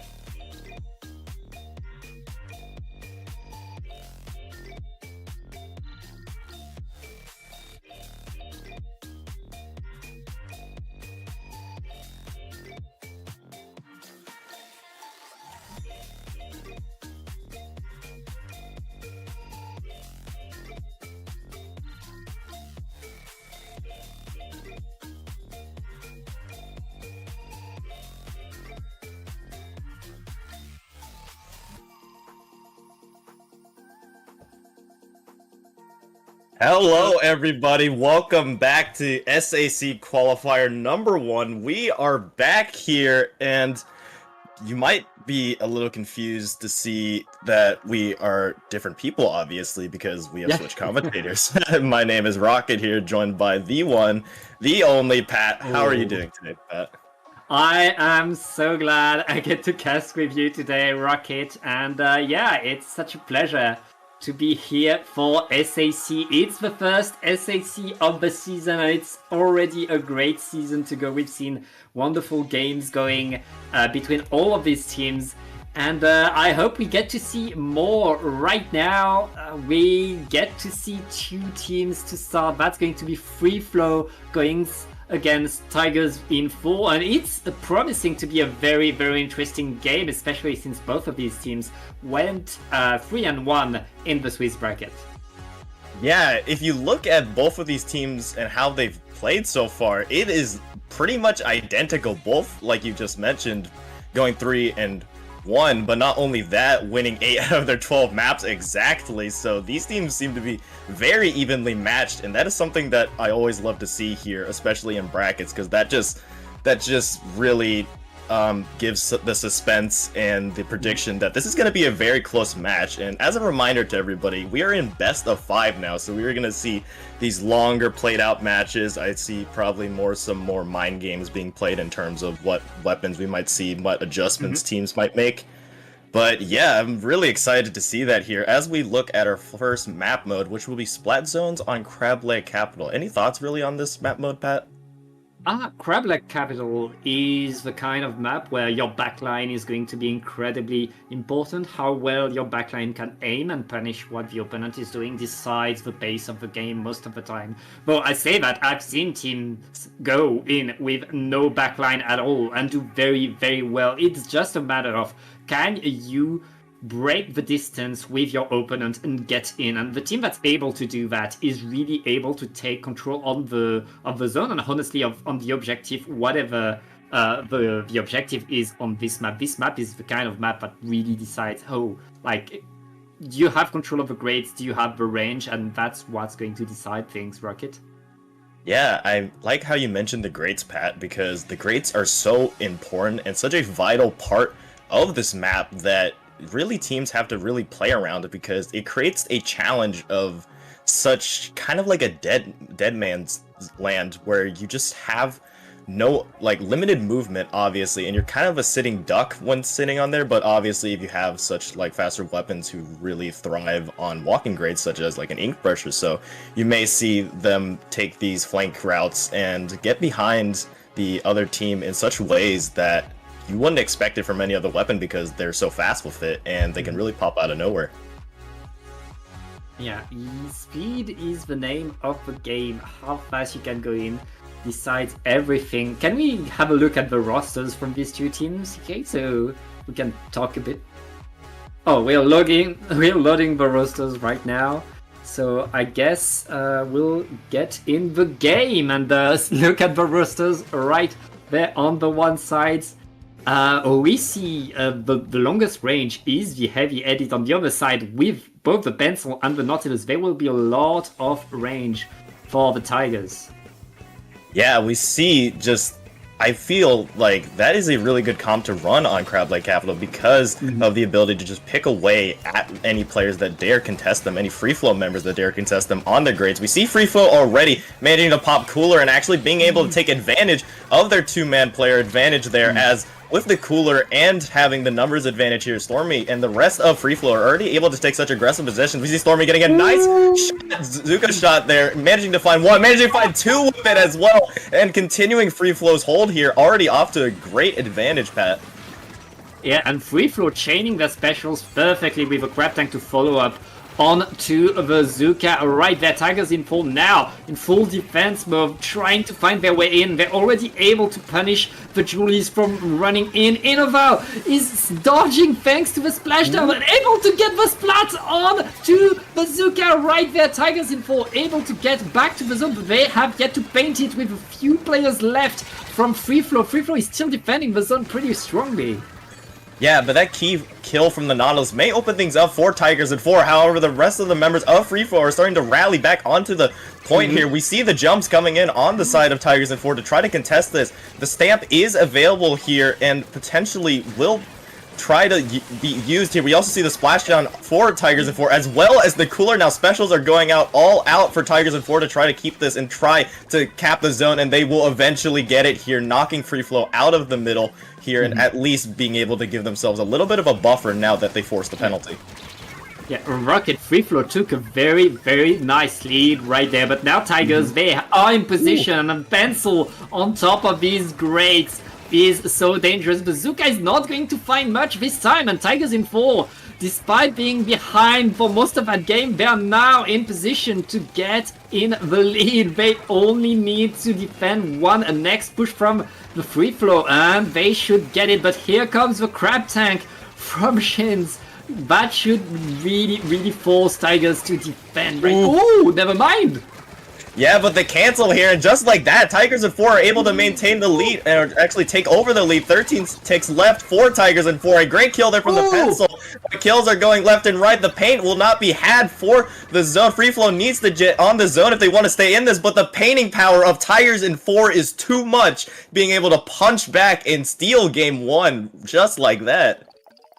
Yeah, incredible score by the Tigers in 4 right now. FreeFlow had the better opening, were able to push Tigers in 4 away and then get some slat. But Tigers in 4, the second they were on top of the zone, the second they were in their position, they were not moving, and they took a wonderful game 1.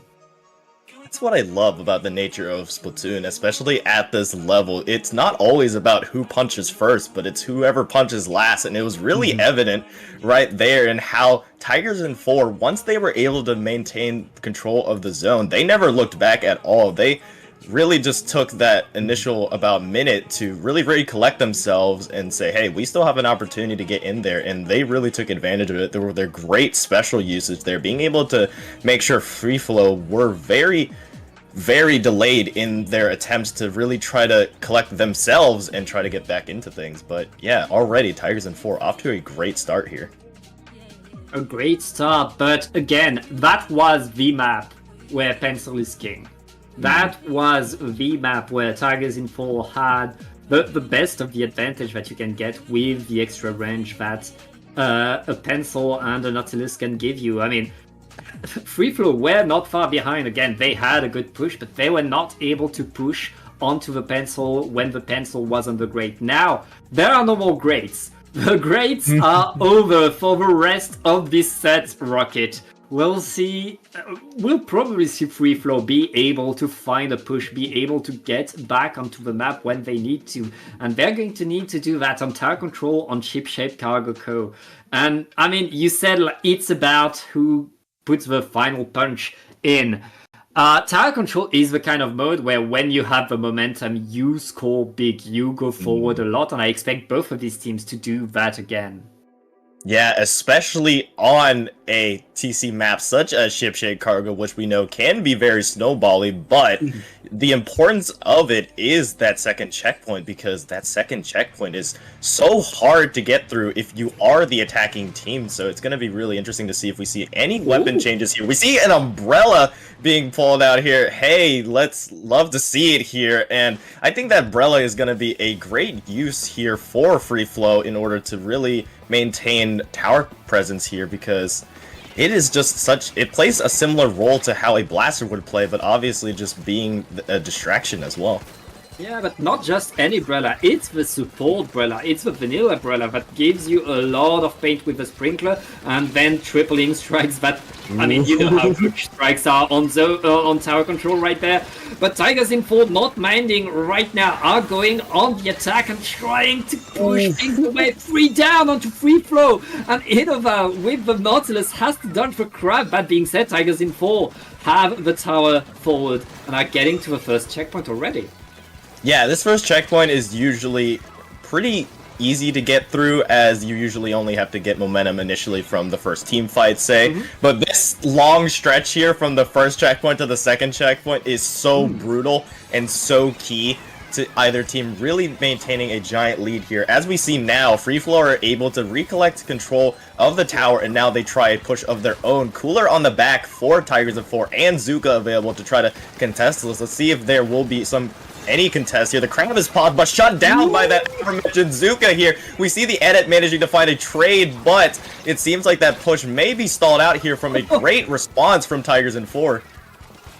Yeah, FreeFlow though still on the tower, and it looks like they're going to get it, and the lead, they're still on there. They still have the resources to push right now with the tactical and the crab tank. They should be able to get to the second checkpoint. As I say that, here comes the Zuka trying to find a few players, only able to disperse. FreeFlow regrouped into mid and are ready to push again. Yeah, and Pat, you're right. They're continuing to use their resources here. The Tri-Strike go out, however, the Beltrella does go down there, but we're continuously seeing the special uses come out consistently for FreeFlow to continue to put the pedal to the gas here and continue their push. However, now Tigers in 4 are at least able to rally themselves, recollect themselves, and it is just a all-out brawl here for mid, as we see the crab being picked up from Shines, just trying to find any value from it, really just trying to paint their team in, but so far, it has been really good for FreeFlow, and aforementioned before, getting to that second checkpoint is so brutal, because look at the point total. They're down to 39, but haven't even touched the second checkpoint yet. Yeah, exactly. The second checkpoint is going to be what decides this game. We're only halfway through, Rocket. So much has happened, but there is a lot to go. Again, both teams are likely to get a push. Right now, FreeFlow are riding on their momentum. Get more and more. It's 3 down onto Tigers. Right now, Tigers in 1, desperately trying to respawn, desperately trying to set themselves in position, as FreeFlow is activating the cooler, activating the Zuka. Everything is activated by FreeFlow right now, who are running to that second checkpoint. A huge double kill there from Stormy with that Zuka, and now Keeley, FreeFlow are past that pivotal second checkpoint, and this is where things can look really dangerous for Tiger in 4. Only the dualies left on the side of FreeFlow will get shut down by members of Tigers in 4, but now the lead so much far extended now. FreeFlow have been able to really be the drivers of this match. With 1 minute and 30 left, though, there is still plenty of time for Tigers in 4 to get into it. However, that time will start fading soon. The Zuka being popped on the shot to try to make things happen, but so far not quite finding much value here, as FreeFlow are continuing to contest this tower. Yeah, FreeFlow all around the tower right now, making sure that no momentum can happen for Tigers in 4. Stormy just getting punished right there, but able to delay a little bit more. Tigers in 4, they only have 1 minute left to get that push, and they're struggling to take control over the tower. They're still in that fight around mid, Rocket. Yeah, but with FreeFlow having such a lead, this obviously favors them as they can really just sit here and they can take these good fights, good trades, and still win this match because the pressure isn't on FreeFlow. It is on Tigers in 4, and FreeFlow is the one that have control of the tower. However, they do go 2 players down, so this may open an opportunity for Tigers in 4 to get into this, but we see Keely, the GG strikes, are in the pocket of FreeFlow, just waiting for this push to happen. 20 seconds left. It is crunch time now for Tigers in 4, Pat. Tigers in 4 just getting trade after trade after trade, but you don't want to trade when you need to push the tower. You want to go forward. Right now they're on the tower, but they know that the strikes are ready, that everything is ready to stop them right there. And with 2 down onto FreeFlow, will the strikes be enough to stop them? Wait! They lost! Almost everybody is just the Julies for FreeFlow, and the Julies has to jump away. Tigers in 4 bought themselves one final push. They know they need to get that checkpoint, but it's not over. The splashdown and the hammer in the spawn. Is it enough? The Brella is running on the tower.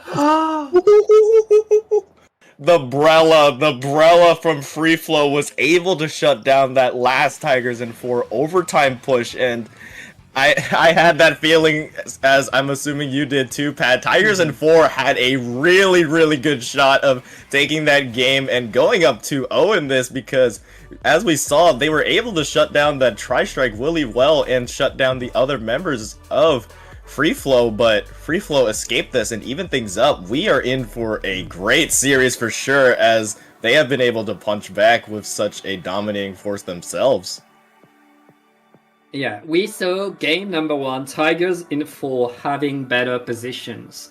But now in game 2, FreeFlow deciding the pace of the game, taking the momentum and making sure that they get their point on the board. Now, are they able to ride that momentum going on to Clam Blitz on Museum d'Alfonsino? It's all about keeping the momentum going, and if FreeFlow is able to keep going forward the way they were doing in the previous game, they could get a lot of points here. Yeah, and to add on what you were just talking about with momentum, what a mode to really develop such momentum as Clam Blitz, because it is that type of mode where you have to keep constant momentum, constant pressure, constant lockout pressure in order to really make your pushes effective, as we've seen a little bit hinting of what we saw on Splat Zones, where usually the defending team was able, we saw Tigers in 4 being able to really hold FreeFlow away from the objective. That could be key here in maybe what they do with Clam Blitz, because really the key about it is getting and winning that initial team fight in mid and being able to sustain that push to the goal. But we are jumping straight into things here. Game number 3, Clam Blitz. Let's see if there's any changes here with the weapons. Well, I'm glad to see the Brella come back. That Brella was absolutely key in allowing the FreeFlow to control the pace of the game. Now we'll see if they're able to keep that momentum going. And on the side of Tigers in 4, now it's about taking back some control over all of this. And remember, when you have to pick up clams at the same time as you play, the team coordination is a completely different game.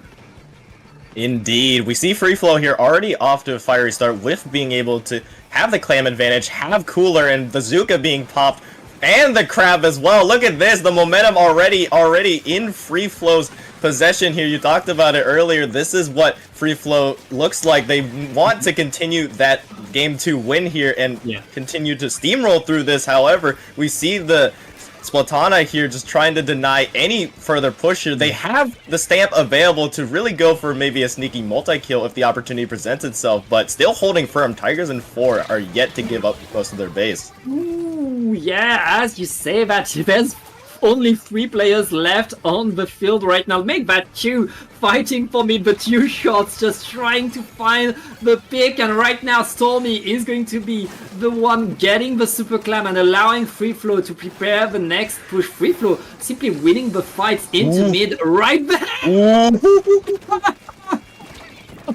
Well, that's a push. Yeah, that's a push, and we've seen it so time and time again. Stormy with these Zuka shots, opening things up for FreeFlow, and the clams are flowing in here down to the 68-point mark. Keely, though, there are still more clams in the possession. A nice Zuka shot to respond. Tigers and 4 now are able to really push out the members of FreeFlow. Stormy really being the only and last member has to be jumped out, but I would be happy if you were FreeFlow. A great push, but still plenty of map to be played if you are Tigers in 4. Yeah, Tigers in 4 still have room, especially now that they have control over all of mid, waiting out that Zuka, dodging everything they can. They know if they keep their specials and their clams, they should be able to get a good push right there. As all of FreeFlow are stuck on their platform and waiting for a mistake on the side of the Tigers. Yeah, and Tigers in 4 have plenty of specials. Also, the numbers advantage. Now, a great Zuka shot here from Isiel, and now they will be able to push in. Tigers in 4. Another great pick onto Stormy there, and now they have the momentum on their backs. They have this Nautilus splashdown, which will create space and take out Cakes in the process, and that will do it there. The pop on the goal will be had, and the clams will be flowing in, but it seems like there won't be any more clams to be had in there because there's nobody left in mid to really add on to this lead, and they will have to just wait this push out. As great push from Tigers in 4, but you need another great one like that if you want to stay competitive. Yeah, but Rocket, look at that. They're still on the platform. They're still fighting there, and now they got another Super Clan. They're ready to reopen with another splashdown. Coming in, getting the trade. Cakes able to defend right there, denying the re-breaking of the basket. But if the Tigers are able to get a few more splats, they should get in and get the lead. Yeah, and there it goes right there. The barrier will be popped, and the lead will be taken from Tigers in 4. And as well, this will continue to snowball if Tigers in 4 can play their cards carefully. Another ball is built. The jump is coming in, and there is the score, now down to 18. The specials now coming from FreeFlow in desperation just to try to hold on and make sure they don't get knocked out. They will eventually knock out Tigers in 4 from their side of the map and retake control of mid very quickly, but what a lead to climb now if you are FreeFlow.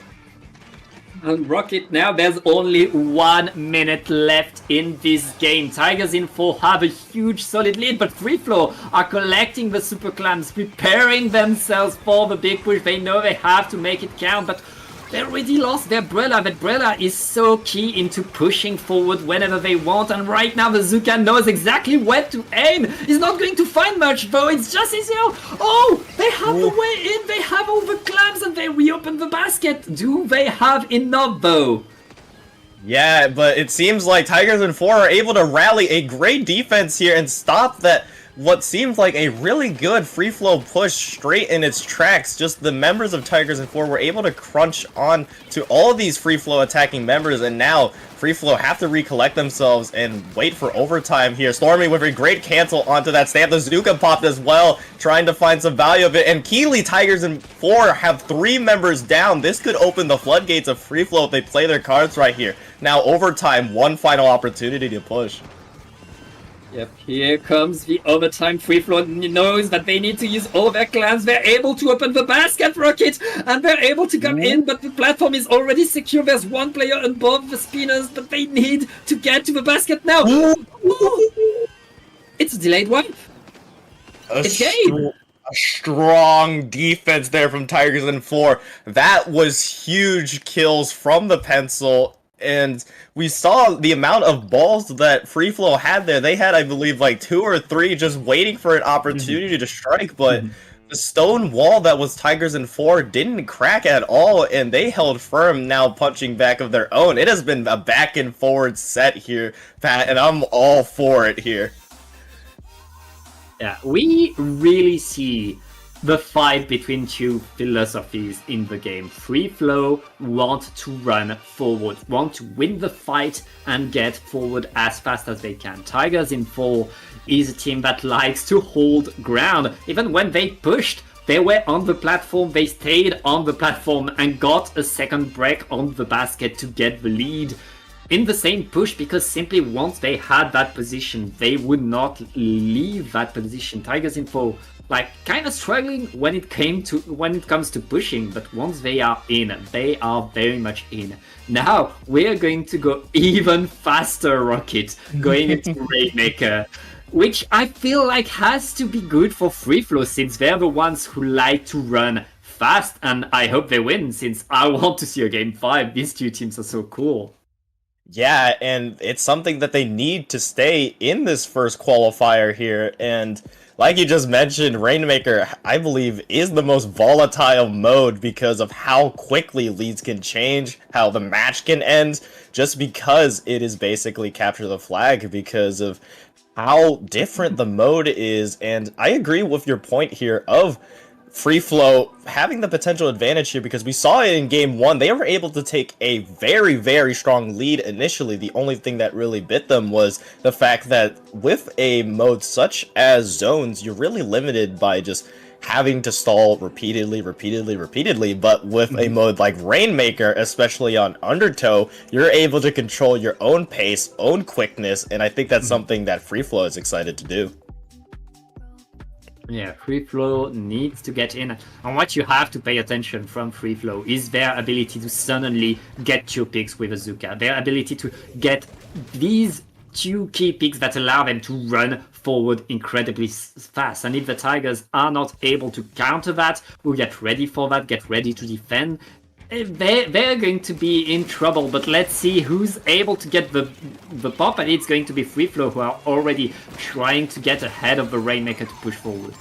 Yeah, I think also Keely FreeFlow, also Pat, I'm noticing that FreeFlow switched up their Brella a little bit. They're switching to the Auto Bomb Jetpack kit, which I think is a really interesting choice here, going away from that triple ink strike. We see here FreeFlow almost managing to get the first checkpoint on that great initial push, just trying to sneak it up the left side, but Tigers in 4 are able to catch onto that. But overall, a great initial sneak push there, but now Tigers in 4 have specials available to try to retake this. But we see the Jetpack here finding value, managing to find one here, but the Rainmaker won't be collected. No, it will be collected right before it disappears and resets, and just like that, FreeFlow off to a great start, getting the first checkpoint. That checkpoint so early in the game is huge, and it's not over. Stormy is in there with Bazooka, able to find one, almost able to find a second pick, but the Brella jumping in, getting another trade. Tigers in 4, everything they do gets slowed down by everything FreeFlow does, and FreeFlow, they get the repop. They already are in control of mid, and they're already preparing another push, Rocket. Yeah, just like that, and just like we were both talking about, Pat, they really thrive in such a mode like this. They are just wanting to go aggressive, but they are being met here with a strong defense from Tiger in 4 that will shut down that push. And now they could open up a push of their own. We see this Splatana already in great position, having the stamp as well, and it will be popped here, paving the way for Tigers in 4 to try to get in a push here. 2 players are down for FreeFlow, and just like that, Tigers in 4 strike back. Yeah, both teams have their checkpoints now, and given how these teams have been able to do, I guess we're going to see a lead swap by just a single point for the Tigers. Scratch that, they're going to re-grab the Rainmaker right there and extend their lead even more. Yeah, they are just continuing to go here. The lead is very close, though. We see this Jetpack being the main contention and main obstacle for the Rainmaker, but the Rainmaker is doing a little bit of dancing there, managing to get a little bit of scoring as well. But off of that, FreeFlow, with a strong defense of their own, get a wipeout, and still, with about half the match left, a great lead from Tigers in 4. But not a big one at all by any stretch of the imagination, as we've seen how well FreeFlow have been able to strike back themselves. Yeah, any push forwards to that path or up that ramp on the uninkable on the other side would give the lead back to FreeFlow right there. They know what they need to do, and they're already in there. But Brella is activating the jetpack, and here comes almost a lead swap for FreeFlow, but not yet. They are still fighting for that repop, and both teams just fighting as much as they can, but it looks like the Tigers are getting back control of their side of the map.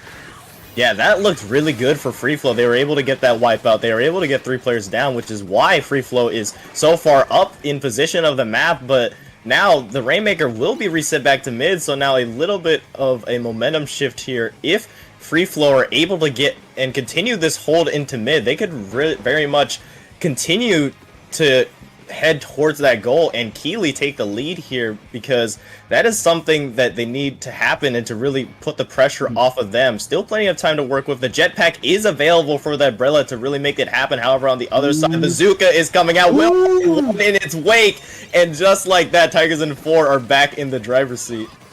1 minute left, and Tigers in 4 are taking back control of the pace of the objective. They know that they don't need to push right now, they only need to delay, and FreeFlow are doing everything they can. They are able to stop the Rainmaker and get back some control. That Viper is going to have to move back, or else right now. Oh wait, what happened with the knot there?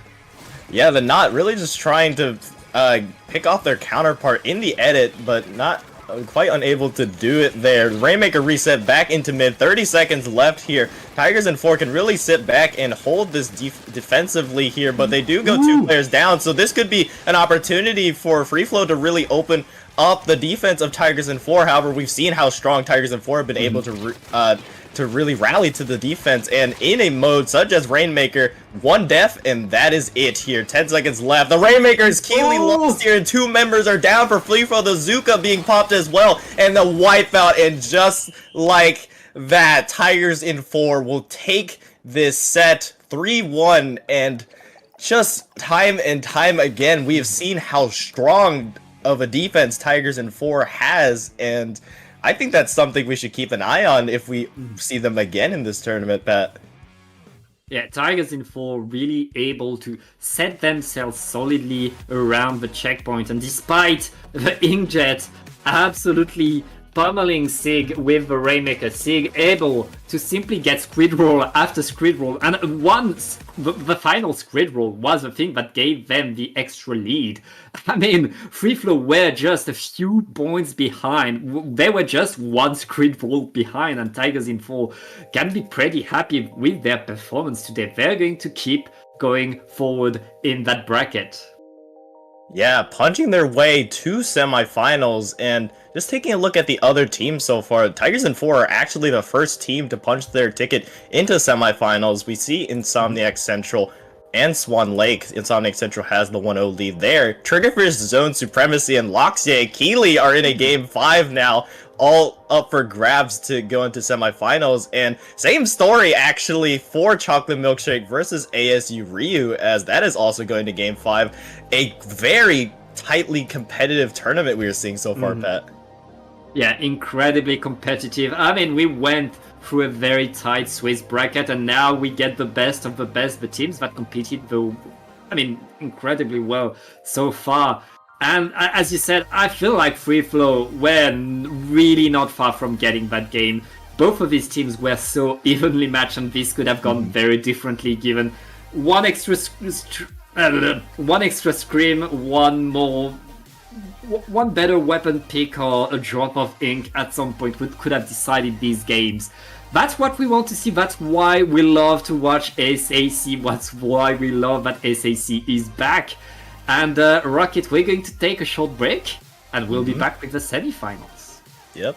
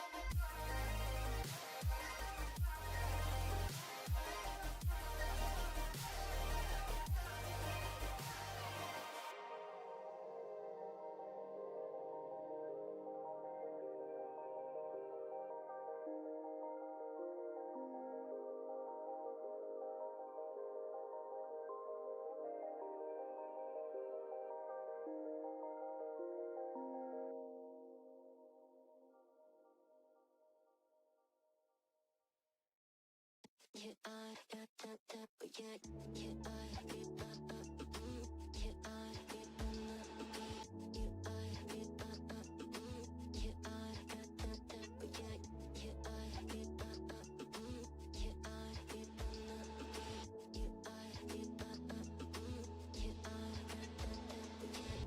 you. I'm used to waiting. Are you? Would you be waiting there too?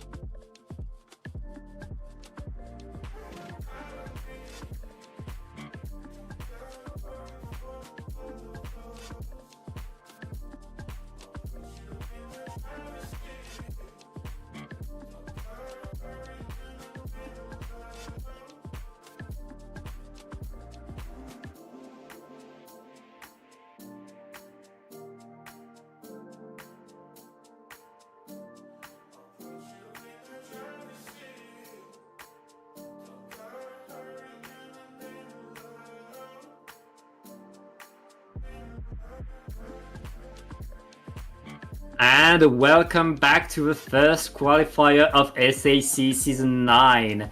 I am Pat again with a Rocket, and we are ready to watch the semi-finals of this tournament. So many teams entered. We had, 41 teams registered for this qualifier. We had to make three groups of Swiss to get in there, and now we only have 4 teams left in this bracket. They're the best of the best, Rocket. Yeah, and the match that we're going to look at specifically here is between LOXYAY and Chocolate Milkshake, who, if you remember, I mentioned before we took our break, both of these teams were in close 5-game series. LOXYAY pulling up the upset over Triggerfish Zone Supremacy, managing to get the best of them, and looking at Chocolate Milkshake here, they managed to take down ASU Ryu, and now they meet in semifinals. On our first map will be Splat Zone's Barnacle and Dime. I'm very interested indeed here, Pat, to see what strategies these two teams employ. Not only that, but really, what weapons they pull out here. Anything could happen. I expect LOXYAY to have at least some Julies, just a hunch. We'll see if they're able to bring that. But yeah, going on to Barnacle and Dime, it's another of these maps where your ability to push and to guarantee a push is so important, because once the other team is in control of your snipe, once they're able to push you away from the zone, getting back in there demands so much. It takes a lot of time, and if you fail at any point, you're back to the drawing board and you're out of time because the zone ticks so fast, Rocket. Indeed, and just a little bit of history between these teams. Just a little bit of background, really. If you take a look at LOXYAY, they are a Div 3 team here. They have 5 members: Lox, Aster, Lina, Fox, and Chase 24/7. They are a strong team, thick and thin. They all have their own specialties. You have Lox having the shot power. You have Aster being that longer range weapon. I'm seeing E-Leader, ZNF in their arsenal. Most likely we'll probably see Pencil, but who knows, might surprise us. We see Fox running the blasters, which, biased again, I love blasters, so maybe we get to see it on a tower control map here, but only speculation. And like you mentioned, Pat, we see the dualies coming out potentially for Chase 24/7 if they are played. Looking over on the other side, a little bit of an unknown team, at least for me personally. Chocolate Milkshake, their cap does play both splashes, and I'm seeing also Splattershot Jr., so if we do see a tower control, I think it's going to be a really interesting match to watch. Yeah, a lot could happen right there, and I mean, we will see a tower control. That will be the second game right after this one. It will be on Inkblot, the classic Inkblot tower control that we always love to watch. As you said, like we still have to see what these teams bring to the table, how they play, what they like to do. And yeah, we'll see if LOXYAY, who is an established team, is able to really show their coordination right there. Yeah, but we are just jumping straight into things here. We are in semifinals now between LOXYAY and Chocolate Milkshake. We see the pencil being pulled out. And on the other side, another pencil as well. So pretty much what I kind of expected on a map such as Barnacle and Dime. You have those strong backlines to really anchor down your painting ability, but also Keely on the side of LOXYAY. You see a Dapple Doolies and Splatana lineup, a very aggressive lineup indeed. Yeah, LOXYAY is going to want to go forward to get a lot, but don't get mistaken, they have a lot of painting tools between these Dapples and the Splash right there, which means they should get the zone pretty fast, especially if they have the Reef Slider ready. Right now, the Chocolate Milkshakes are unfazed, are going forward and are taking a lot of control. Yeah, already off to a great start, but Chocolate Milkshake are able to punch back with a hold of their own. They will almost take the lead there. A great painting effort from LOXYAY to make sure that lead switch doesn't change, and it is very, very much contested in mid here. We see this vanilla roller being pulled out from Chocolate Milkshake as well. That bubble can create so much presence as well in combination with the tri-strikes we see going on the zone. But I think at the top of your screen there, we see 3 members of Chocolate Milkshake going down. I believe the Reef Slider had a factor and a part to do with that, and off of that great push, LOXYAY are now able to develop a strong defensive position to continue to extend their lead here, Pat. Yeah, LOXYAY now, they need to hold the line, and here comes all of the specials to completely deny a crab tank, but you don't need a crab tank when you have a Splatana able to answer the fight right now. 2 down onto Chocolate Milkshakes, and this is what we were talking about earlier, Rocket. If you miss your push, if you push and it doesn't work, you're back to the drawing board and you're out of specials to go forward right now. Chocolate Milkshakes, they need to get the zone now, because if LOXYAY keeps it there, it is game.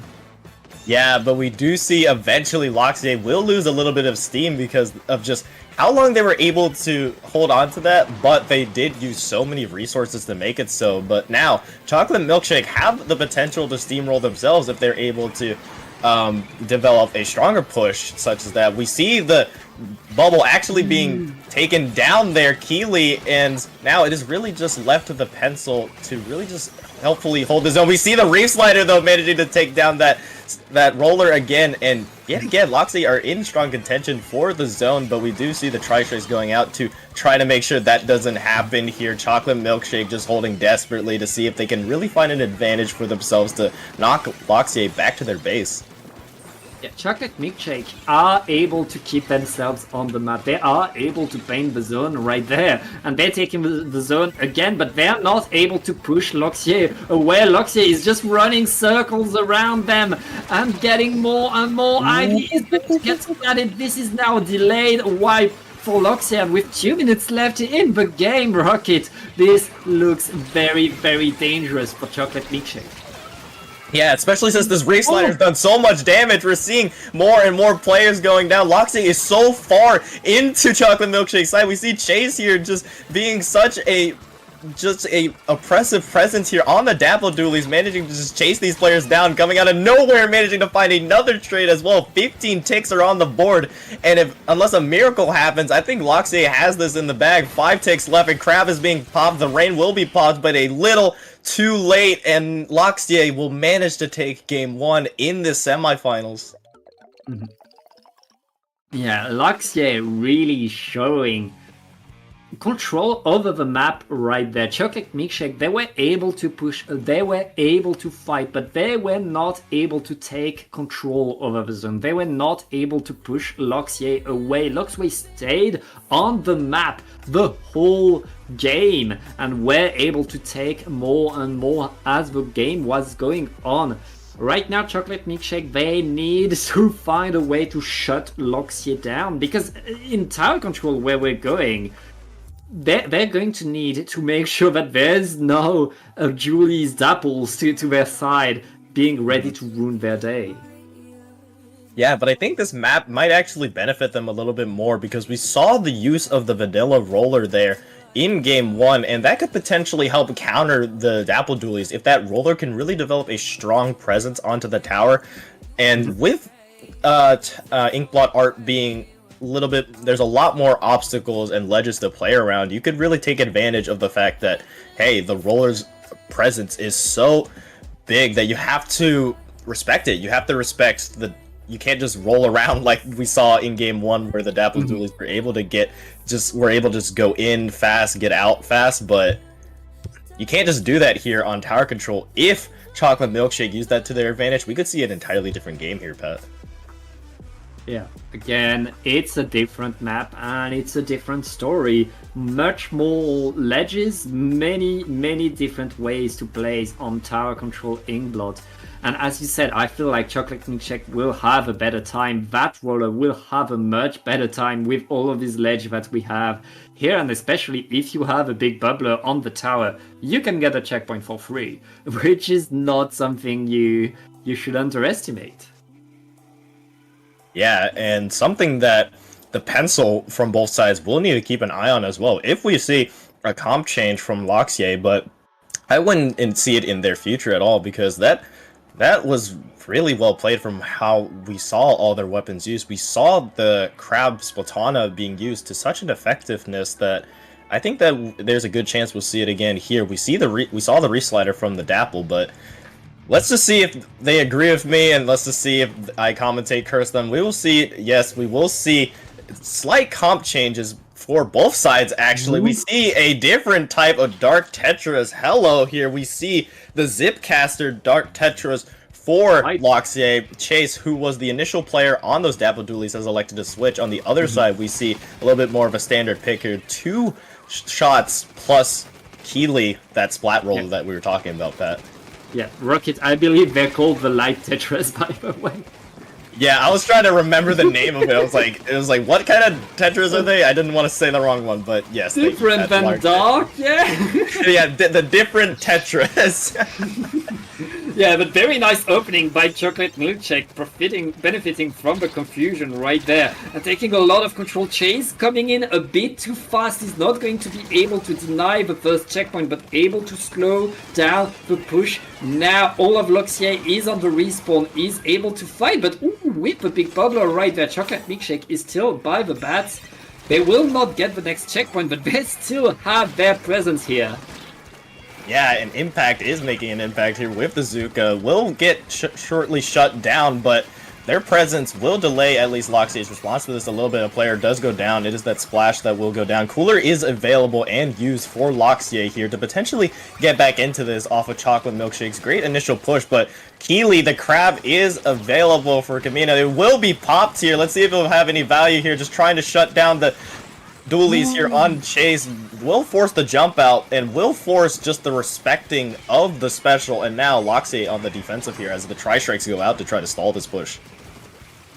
More strikes come in and more fight. LOXLOX able to get 2, almost 3, and chasing, trying to get a bit more. This is the opportunity for LOXYAY. They've been waiting for 2 minutes and now they're in control. They're already at the first checkpoint and they're looking to get onto these bats to get another one. With the strike, LOXLOX will be able to run in and gets a huge double.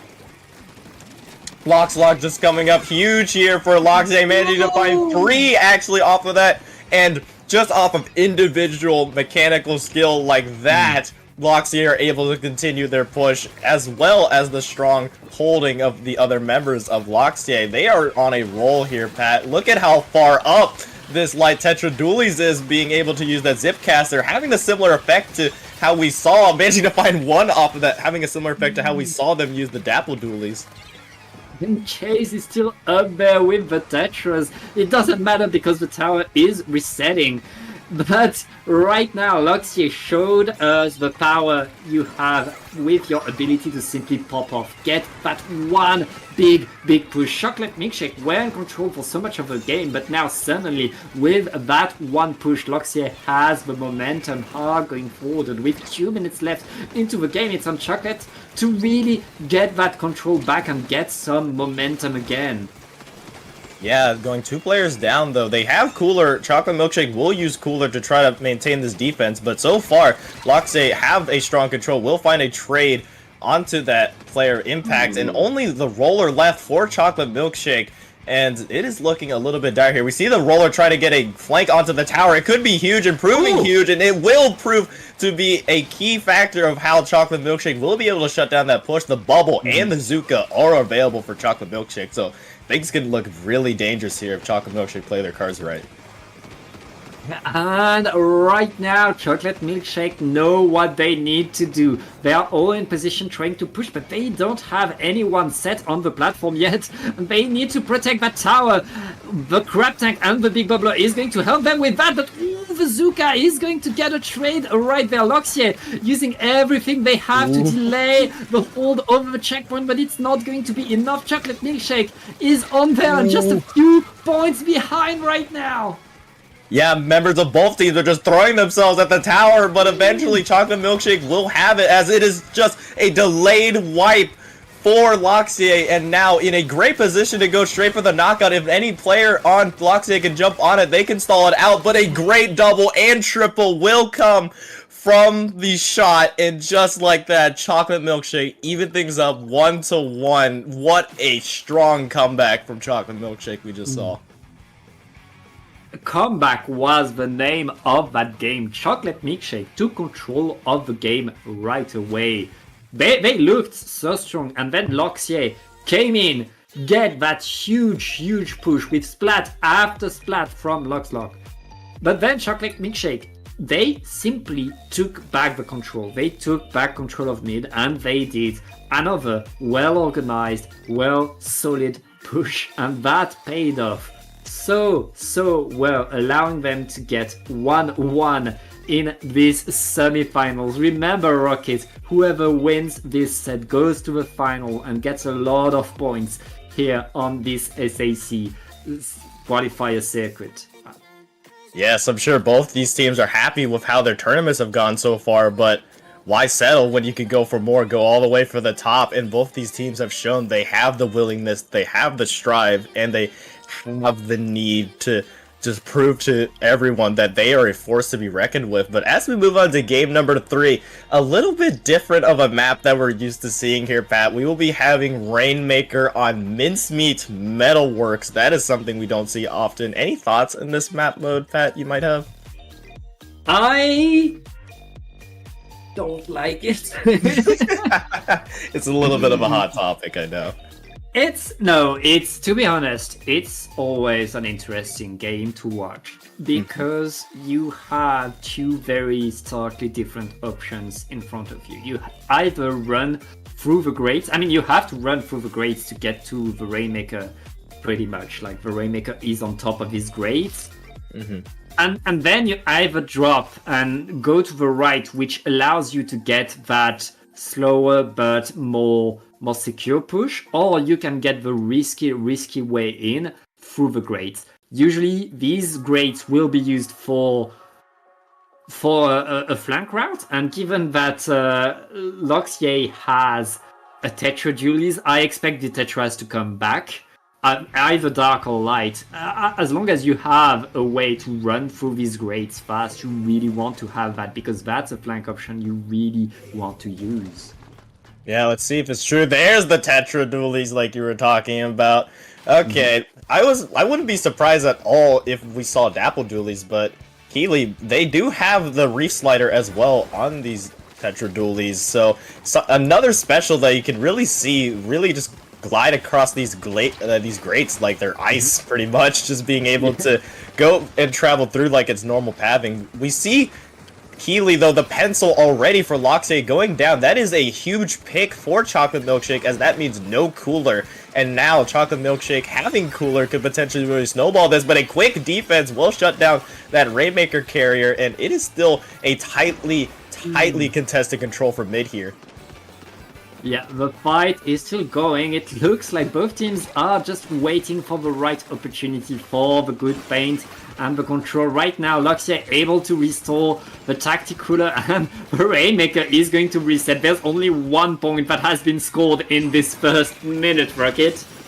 Yeah, tightly contested. Chase almost manages to find the pick there, but the nice dodging from the shot will extend their lifetime just a little bit. But we see now LOXYAY will at least have the slight advantage in terms of painting ability, as they have control of mid, but there needs to be a little bit more space to be created if they want to really push in safely, especially if you have Ivy on this roller here. They have bubble available as well for them, so a strong strong weapon that they need to really eliminate here if they want to continue to progress further. We are still continuously seeing, though, neither team has picked up the Rainmaker despite LOXYAY having the slight paint advantage here. And we're seeing specials being countered left, right, and center as that Crab goes down. Yeah, that Crab went down to the big bubbler onto the truck. Both teams had their players on the truck right there. And we're still fighting for that control. It's not stopping. We're 2 minutes into the game, but now with 2 down onto LOXYAY. Chocolate Milkshakes are going to get 13 points. That's all they got.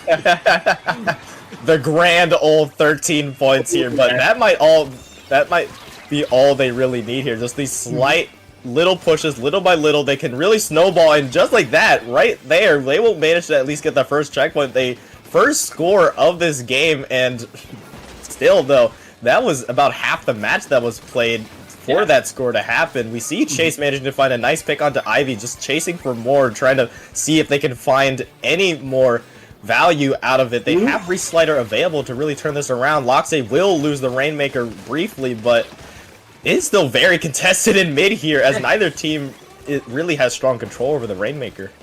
Yeah, and Chocolate Milkshake, with the Rainmaker being right here, they know that they can threaten anything they want right there, but they're paying the price. 2 players down, LOXYAY is going to re-grab, and now it's their turn to push. The Crab Tank is in position, and Klug is simply looking to go forward, but they lose 2 players in that push already. It's going to be pretty rough. LOXYAY needs to wait for the teammates, and right now the Rainmaker is being pummeled with all the range of Chocolate Milkshake, and the roller. A great pick there, and now, a great bomb placement as well to shut down Lox on that Splatana. We are seeing evenly fought match here, but Chocolate Milkshake, Keely with that initial push are able to really sit here comfortably, so the pressure is all on LOXYAY to make an impact here. We see Chase making a great flank onto the members of Chocolate Milkshake, really just trying to draw attention away from the rest of their team, but still not much progress to be had if you're on the side of LOXYAY in terms of the Rainmaker movement. Oh, and a very nice splat here by Impact is going to allow Chocolate Milkshake to extend their lead. Possibly they're going beyond that checkpoint. The Bubbler is going to get a few extra points right there. 38 is pretty good, especially with only a minute left in the game, as LOXYAY hasn't scored a single point. Yeah, it is going to be a mountain to climb if they don't get something developed here soon. We do see Beagle, though, throwing out those tri-strikes to create some space, but Keely, a double kill on the right side of your screen right there. Ivy manages to find 2 members of LOXYAY and will force the Rainmaker back, and just like that, a delayed wipe, a 2 for 4 basically. Impact and Ivy being those players to shut down single-handedly LOXYAY, and now Chocolate Milkshake are sitting pretty here with a sizable lead and with a lot of momentum on their backs, but we see that momentum quickly switching here. Yeah, right now, LOXYAY, they haven't scored a single point. They need to get past mid, and they need to get a checkpoint, and they need to get more, and they need to do all of that in overtime right there. And they're still stuck on their own platform, on their own side of the map with numbers disadvantage right there. The only pushing through that they have was the Tetris, and they're down now. Oh, Chocolate Milkshake had the full control of that game. That's it. They did, and the Crab to shut down any final attempt from LOXYAY. Really, the only push that LOXYAY was able to develop, they weren't able to pick up the Rainmaker at all because there was really no opportunity for them to move. They didn't have much space to go, and they were just unable to really develop anything just because of how strong Chocolate Milkshake were able to defend and respond and continue the pressure on. They really just had to play keep away that entire time, and now we are potentially staring at set point for Chocolate Milkshake. LOXYAY need to punch back here on Clam Blitz Scourge Gorge. I'm curious, what could we possibly see to change here for LOXYAY? I feel like we need a change because Scourge Gorge has a lot in common with Mincemeat Metalworks in the fact that range is king, and Chocolate Milkshake were able to use range better right there. Their pencil was in a better position. Their crab tanks were more effective. Every time LOXYAY were activating their crab tank, there was a bubbler in front of it. There was a bomb behind it. There was something to make it fail. And right there, if LOXYAY is not able to switch things up, and I don't think they necessarily need to change their comp, but they need to change their coordination, and they need to take the positions faster so that they can be safer in the things that they do. Yeah, especially if you're going up against a player such as Ivy on that splat roller. They have shown to be such a great presence for Chocolate Milkshake and all of their pushes, and I think that's going to be especially key on Clam Blitz with the amount of ledges you can contest, with the limited space that you have near each team's goal, and how much of a presence Big Bubble, the roller itself, can create for their team. It is going to be a true challenge indeed for LOXYAY, and I think that's a little bit of the change you were talking, or at least hinting on, Pat, that they really need to find a way to contest really the heart and soul of how Chocolate Milkshake likes to play, and I think that's the heart and soul of it right there.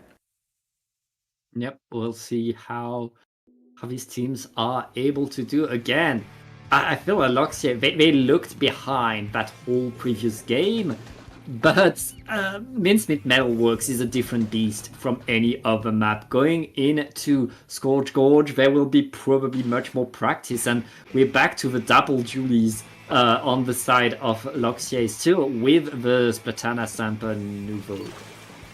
I mean, this is what worked for LOXYAY in that game 1 where they did win, so why not go back to what's worked for them to contest in this pivotal game 4 here.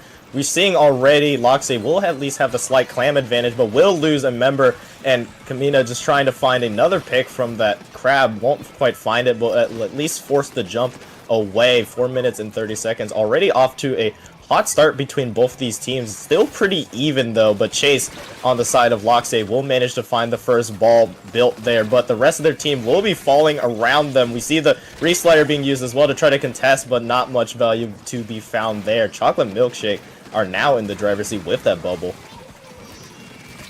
Ooh, and right now both teams are still fighting to a bitter end, but it looks like Chocolate Milkshake is taking more control, is winning the fight, and with a crab tank up there. That's the power of a good crab tank, allowing the rest of the team to simply have a lot of controlled super jump with more clams.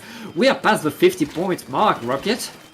Yeah, the strong specials that Chocolate Milkshake have for their push, the bubble, the crab, having the cooler on their backs, and having that Zuka to really play keep away is what's proving to be the key here, and already down to the 12-point mark, just going straight for the KO off rip here, but it will be a wipeout. LOXYAY will at least prevent the total knockout there, but what a push, Pat. Just the special usage, all the players jumping in and continuing to delay the goal from closing. Now a steep hill to climb if you are LOXYAY. Yeah, that's an opening push, but LOXYAY is answering right now, sending themselves forward, but not able to take the control that they want. Chocolate Milkshake answering, and with a crab tank right there to defend. Chase has to move away. Everybody has to move away whenever Kamina activates that crab, and Chocolate Milkshake is back in control of mid. Yeah, LOXLOCK with a crab of their own. Will find one, will find two. This could be the opportunity that LOXYAY needs to get back into this, but the clams are not quite there yet. They do have the pity clam in their goal still, just waiting for an opportunity, and this could be the opportunity that they are looking for here. The tri-strikes will go out, but the bubble countered in defense. Chase will try to open it up, but will lose their life in the process of this, and a little bit of a stalling out of the push now, because Chocolate Milkshake were able to really counter special with their own specials pretty effectively, and they have cooler as well to continue. Rocket LOXYAY, their crab gave them a double. Then they got to the platform, they had the specials, and they were not able to open the basket. And now they have a super clam to defend, as Chocolate Milkshake is simply dancing around, knowing that they can simply get back control over mid. There's 2 minutes left, and LOXYAY is still struggling to go forward. Yeah, a strong initial push and keep away is what seems to be Chocolate Milkshake's plan, and so far it has been working fairly effectively, as all the pushes that LOXYAY have been pretty well defended from members of Chocolate Milkshake. We see the crab here just kind of being used as a distraction, playing a little bit defensively to draw attention away from other members of Chocolate Milkshake, but still, Chocolate Milkshake have been able to hold on to mid for a long amount of time, and to the point where they built a ball of their own. But Keeley, on the side of LOXYAY, if an opening were to occur, they have 3 balls available to really go in and make use of it here. We see Chase taking a key 1v1 here, but will get taken down by several members of Chocolate Milkshake, and that has really been the key for them. They've been able to shut down Chase really effectively, as well as the crab pop here to continue the pressure.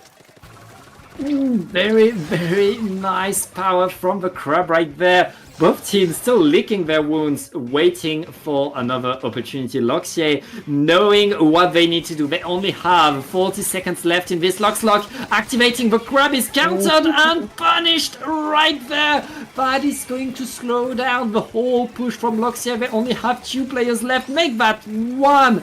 And Chocolate Milkshake with 30 seconds left are back under the basket and preparing another push that they don't even need. They don't even need it, but they're just going straight for the knockout here, Pat. They have the clams that could potentially go in. The bubble is up. Will get quickly taken out. Kamina has a ball available. Will still go in. It only is a matter of a couple clams that are needed to really go for this, but does Chocolate Milkshake really need to go for this here? They can really just sit here and just wait for the time to strike down and strike midnight for LOXYAY. LOXYAY only have 1 last opportunity to push in and limited time to do so. One push is all LOXYAY has left in this SAC tournament. They need to run forward, they need to do everything. Beagle trying to sneak their way in, but it's not enough right now. Chase is under there, but it's too late. It is too late. Rocket and Chocolate Milkshake just punch their ticket to the finals of this SAC qualifier. I'm sure they're very hyped about it right now. In this set, LOXYAY struck first, but after that, Chocolate Milkshake didn't look back at all, winning 3 straight in basic and very dominating fashion as well. We really saw it, especially on Mincemeat and Scourge Gorge, just the quick offensive power that they had, but just how well they were at countering what LOXYAY had in terms of how they wanted to operate. Really just, again, being a strong wall that held firm, bend but not break, and that's what ultimately won them that set. Yeah, Chocolate Milkshake, as you said, able to really counter whatever attack LOXYAY was putting forward. LOXYAY had the picks, LOXYAY had the fights, LOXYAY had the position, but every time they did that, there was someone from Chocolate Milkshake to shake things up, to really stop them in their tracks and not let them do their plan. And constantly LOXYAY had to reposition, had to redraft, had to do something else, because whatever they were doing, they needed to change right away, right after. Chocolate Milkshake simply faster because of that. Yeah, but I'm sure if you're on the side of LOXYAY, I'm sure you're still pretty happy. You still have a chance at being the 3rd place victor here. You have the potential to either face Insomniac Central or Tigers in 4, depending on how that top semifinals goes out. Currently, Insomniac Central actually has a 2-1 lead over Tigers in 4, who we did see knock out FreeFlow earlier, who are a strong team. So definitely something we're going to keep our eyes on. But for the meanwhile, we'll be taking a very short break. Don't go anywhere. We will be right back for qualifier number 1 in Season 9 of SAC.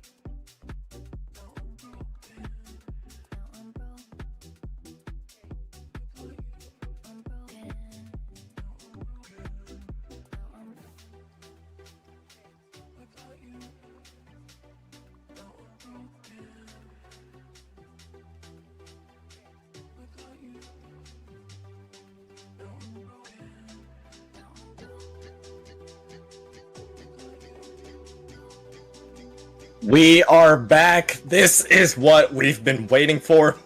SAC Season 9 Qualifier 1 Finals here. We have Insomniac Central versus Chocolate Milkshake.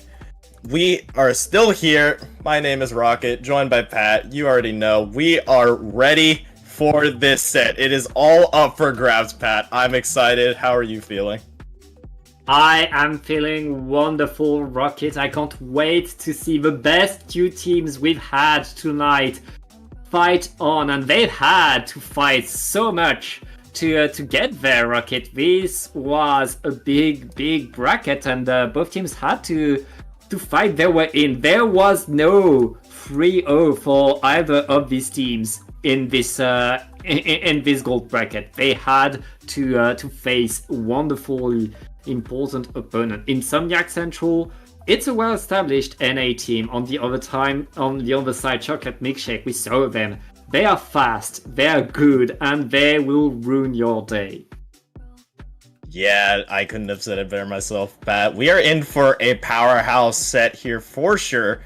And just taking a look at how both these teams have played so far, really, Insomniac Central have not had to go to a game 5 in any of these gold brackets here, only dropping 3 maps, and only 2 of them came in during the bracket, so they've been pretty dominant from the get-go. On the other side, we saw they did, on the other side, Chocolate Milkshake did eventually get the victory over ASU Ryu in a 3-2, very close set, and taking down LOXYAY, who we just saw before, 3-1, and they have had the hot hand so far, but let's see if that continues here.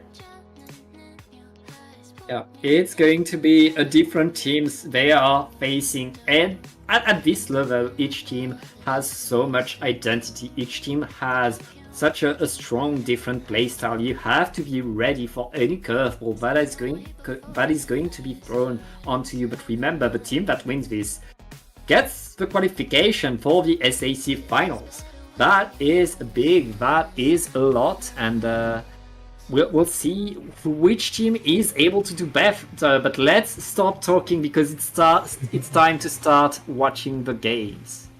Yes, we see the same comp that Chocolate Milkshake has been running. On the other side, we see that CRB being pulled out here, which can cause so much chaos and be so valuable on such a closer range map in mid here with the 2 very narrow lanes on the side, so definitely something to keep an eye on. But we see Keely a pick onto the pencil for Insomniac Central. That is a great start for Chocolate Milkshake now without the cooler to really help them. Getting another kill as well. Impact has been able to already kick off Chocolate Milkshake's push to such a blazing start already, Pat. Yeah, with their short-range weapons, Chocolate Milkshake are simply faster. Insomniac Central, if they're not able to set themselves in position, they will have trouble fighting, and right now, the fights are going the way of the Milkshake, as we are already past the 50 points mark, and it's still going. Stam is only going to get a trade right there as the Zipcaster is deployed by Red. Red is able to get control over the zone, and now Insomniac Central, they get to breathe a little bit, they get to activate Cooler, and it's their turn to defend. Now though, Rocket, they have the range advantage. We'll see how well they're able to stop Chocolate Milkshake from pushing.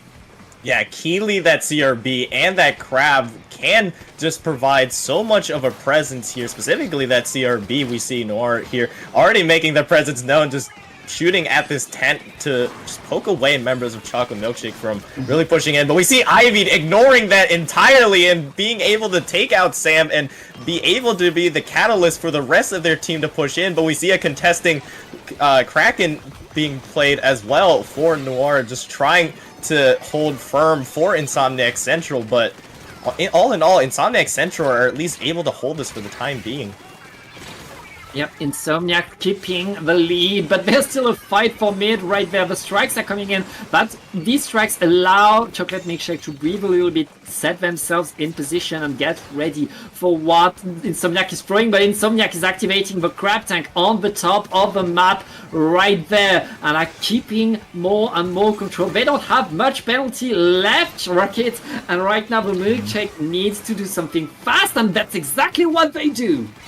Yeah, and the painting and quick response was very crucial there, and now they are able to maintain the lead, Chocolate Milkshake, while simultaneously forcing the penalty onto Insomniac Central. Now, Chocolate Milkshake can really sit pretty on the zone here. They have the Tri-Strikes available, they have Ivy having that bubble, and both will be played here right now to continue the offensive prowess of Chocolate Milkshake, continuing to apply all the pressure as two members of Insomniac Central fall in that wake. Yep, and right now Chocolate Milkshake are extending their lead, are getting more stun, dropping with a tank right there, able to get some space, but there isn't much points left, only 9 ticks left onto the zone right now as Insomniac Central is desperately trying to bait. It's too late. Chocolate Milkshake gets game number 1. Yeah, we saw Insomniac Central was able to really get into the defense that we've seen stand firm for Chocolate Milkshake during their entire tournament run, but yet again, time and time again, Chocolate Milkshake were able to eventually rally together, provided with that bubble, with that Tri-Strike, and really keep away very keenly there at the end. But now we are moving to Clam Blitz Umami Runes, which we haven't seen yet here, Pat, neither this map, so I'm really interested to see how we've seen how Chocolate Milkshake has liked to play at least Clam Blitz a mode, which is really just setting up Ivy in a great position and letting all the other members follow in off of that, off of Impact's great impact. But really, I'm just really curious to see what we could see out of Insomniac Central to counter this, because we did see the Blaster being played, but I'm interested to see if that stays here. I hope we see more of that Blaster. That Blaster was doing a lot for Insomniac Central. That being said, it was not doing enough. I think Insomniac Central were a bit too reliant on their mid-range fighting, and Chocolate Milkshake didn't care. They were simply moving forward faster. They were moving too fast for the mid-range to shoot at them, and bringing the fight really hands-on, really mano a mano, and Insomniac Central was not yet ready for that pace. That being said, Insomniac Central were able to get some control at some point. They were getting there. It's just a matter of Chocolate Milkshake. They like to go fast. They like to go into the fight fast. And Insomniac Central need to adapt to that now. They know what the problem is. We'll see what they're able to do. Yeah, let's see if they have any adaptation to a Chocolate Milkshake remains firm. On the other side, a little bit of a different comp here. Not running that pencil anymore, but instead having that N-Zap be the cooler player. Very interesting. Kind of going along the lines of what you said, Pat. Now, instead of being that more mid-range fighting, they're a little bit more front-loaded, which I think is a very interesting choice here. They can answer the fight. Now it's all a matter of can they fight as well as Chocolate Milkshake is, and it looks like with already 2 players down, Insomniac Central is getting the control and already pushing onto the basket magic, simply running in with the Tacticular, knowing that they can get away with it. Insomniac Central have yet to get the clams though. They had the push, they didn't have the clams rocket. Yeah, they went a little bit too quickly there, but we can already see the different tempo that Insomniac Central is showing here, which was very strong in getting a counter, but we see Impact getting a double kill there with the Zuka. It seems like every time we spectate Impact, they manage to find a multi-kill with it and just be able to use it with such prowess. And now it's reset back to mid here as Chocolate Milkshake are trying to retake some ground here as 2 members of Insomniac make that 3 of Insomniac Central do fall.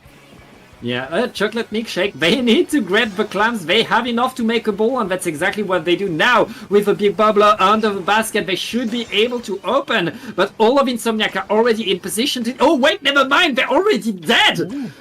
They're already dead, and Chocolate Milkshake are going to score a lot of clams in now.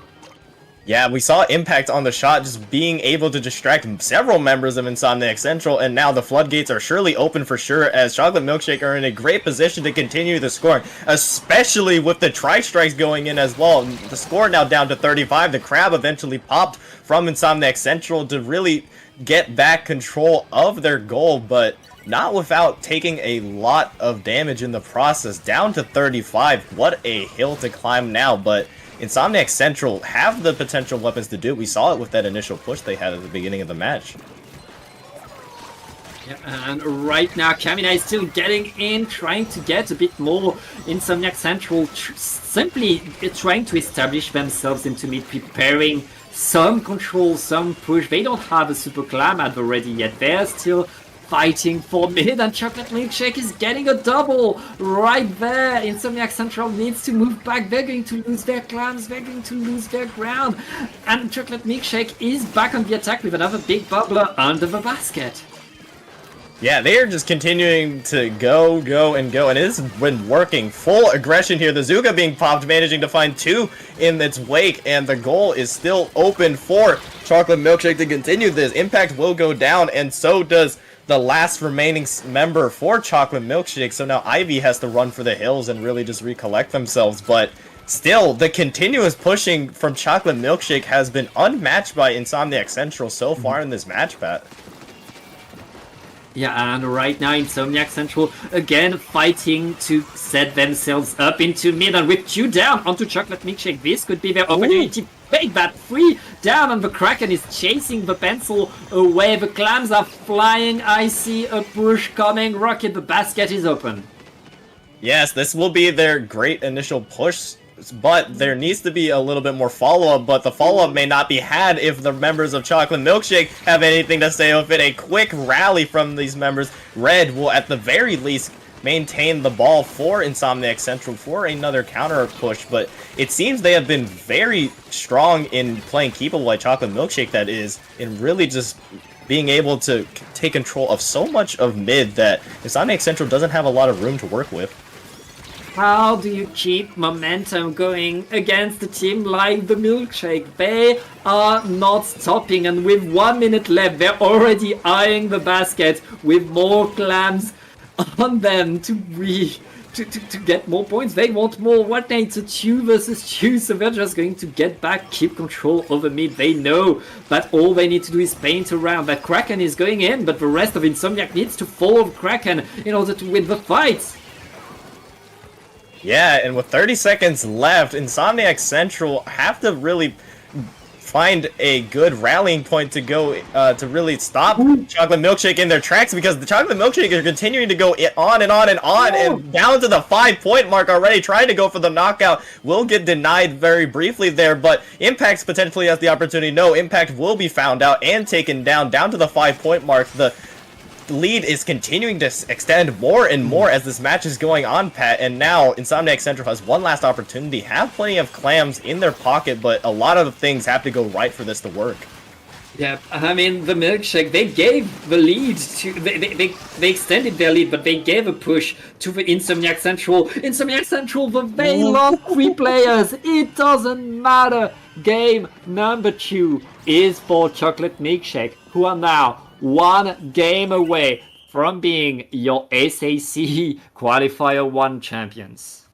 We have seen it over and over again, Pat. Chocolate Milkshake pulling out to a strong lead, and then afterwards just playing such good keep away and just denying any push from any team from really getting in there. That is, I believe, how many times have we seen a match between Chocolate Milkshake and somebody else where Chocolate Milkshake have been able to keep the lead or the points scored from the other team to a minimum like this? Like, it is very impressive and very consistent for what they've played so far, and Humpback Pump Track is where they'll look now to potentially be their final match played here to qualify them. Mm-hmm. Yeah, Chocolate Milkshake really showing their ability to shut things down, to make sure that you don't get your momentum, to make sure that, oh, you got a triple, you're under the basket with clams, you open the basket, you have the specials, and suddenly Chocolate Milkshake respond, got the splats, got the paint back, got the control back, and you only scored 20 points in the basket despite having what looked like an incredibly strong push from Insomniac Central. Insomniac Central needs to keep themselves on the ground. They need to not let Chocolate Milkshake counter them at every corner. and especially going into Rainmaker, Chocolate Milkshake's really ability to run in fast is going to be incredibly dangerous. Yeah, this comp that we've seen Chocolate Milkshake run is... I think this map, unfortunately for Insomniac Central, will be Chocolate Milkshake's strongest map, at least from a just on paper, looking at how their comp plays, having such close range weapons like you mentioned, having that roller, that Insomniac Central really needs to develop a strategy or different weapons that they may run to really counter that if they want to stay in this, because they, so far, Chocolate Milkshake have really just been able to play the game as they please, really just set their pace to how they wish, and I'm not going to be surprised at all. Yep, we see the same comp pretty much being run from Chocolate Milkshake, but on the other side, we do see a big change from Insomniac Central. Look at the full difference in weapons here. A Aerospray, a Decab, a Luna Blaster, and a Tri-Slosher. Already, though, Insomniac Central will lose 2 of those players. 3. This is the Hail Mary comp. This is the completely different roster, but playing 4 different weapons, including an Aerospray. But it doesn't matter to Chocolate Milkshake what weapon you're bringing. They're still going to run forward, get splat after splat. They got a delayed wipe and they're already going in. Chocolate Milkshake. They're done. They're done with this. They don't care about your comp. They are your Qualifier 1 champions. They took one look at that comp and said, "Get out of our way. This qualifier will be ours." And the Hail Mary just not quite working out for Insomniac Central, but I'm sure they're still pretty happy that they placed second in this tournament, because remember, just because you didn't win the entire tournament doesn't mean that you don't have a chance of making the finals, because you still will get points based on how well you did, and I'm sure Insomniac Central are happy with a second place finish. I'm sure obviously they would prefer the first place, but still, they've done a really good job. And just taking a look at your third place match, if anybody was curious, LOXYAY are currently up 2-0 against Tigers in 4, so if things go how they are expected to, LOXYAY will be your third place team. I guess one side of the bracket was fighting harder than the other bracket. Right now, we have the semi-finals that we saw dominating this finals and third place match. But yeah, congratulations to Chocolate Milkshake, who did an incredible job. I mean, that final game was simply a victory lap of getting in, getting the pop, getting all the splats, getting the checkpoint, getting more splats, getting the final, getting the KO. Really what you want to do, the perfect way to play a Rainmaker game right there. Yeah, GG's to all teams involved, and just really congratulations for really Chocolate Milkshake for putting themselves in a great position now to really qualify now, because now since first place gets the most points, obviously you would assume they have set themselves up so well. But remember, there are still 3 more qualifiers to be played here, Pat. So the final standings can go anywhere. But yeah, just really well played all around by both teams we've seen so far. Yeah, and I was mistaken. I thought the first team would get auto-qualified, but no, they get 150 points, which is a lot, which is very much a lot, and we'll go a long way into qualifying in the future. I mean, when you start your SAC season with that kind of a commanding 3-0 in the finals, Chocolate Milkshake can be pretty happy. And I mean, they just put a target on their backs right there. They just made sure that every team is going to review what they did in the semis and in the finals, just to see, okay, how do we beat these guys? Because now, if you want to win an SAC qualifier from now on, you'll have to go through this team.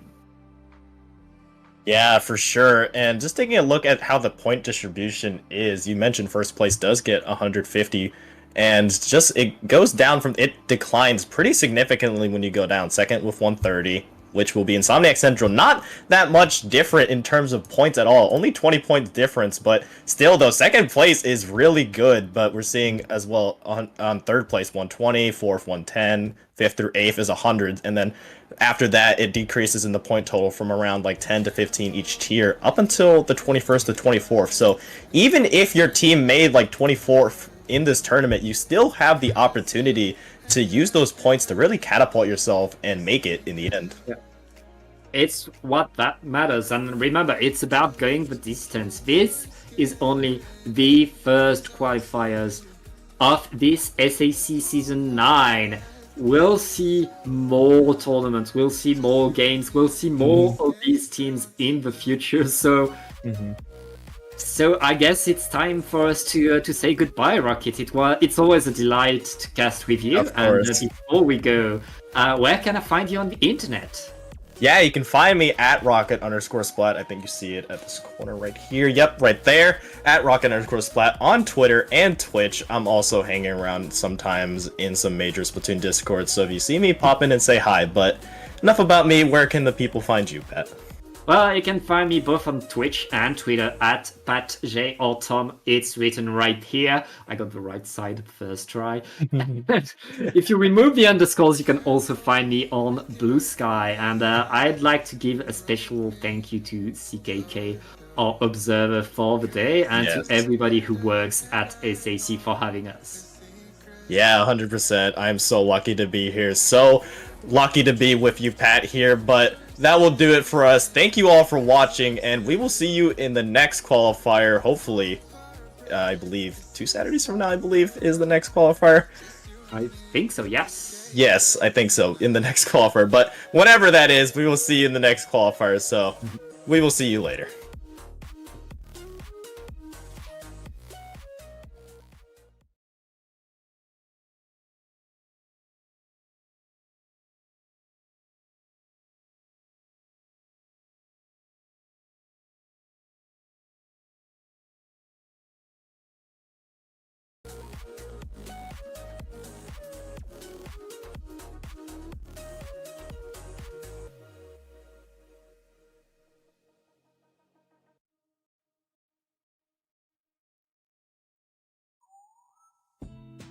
Thin ice, walking on my own. Praying nights, should I let it go? You said that it would change, but you're going home, and I'm losing hope. Ba-da-da-da-da. But you would never know that I'm still afraid. The things you say are adding numbers to my days. What if you told yourself things would never be the same?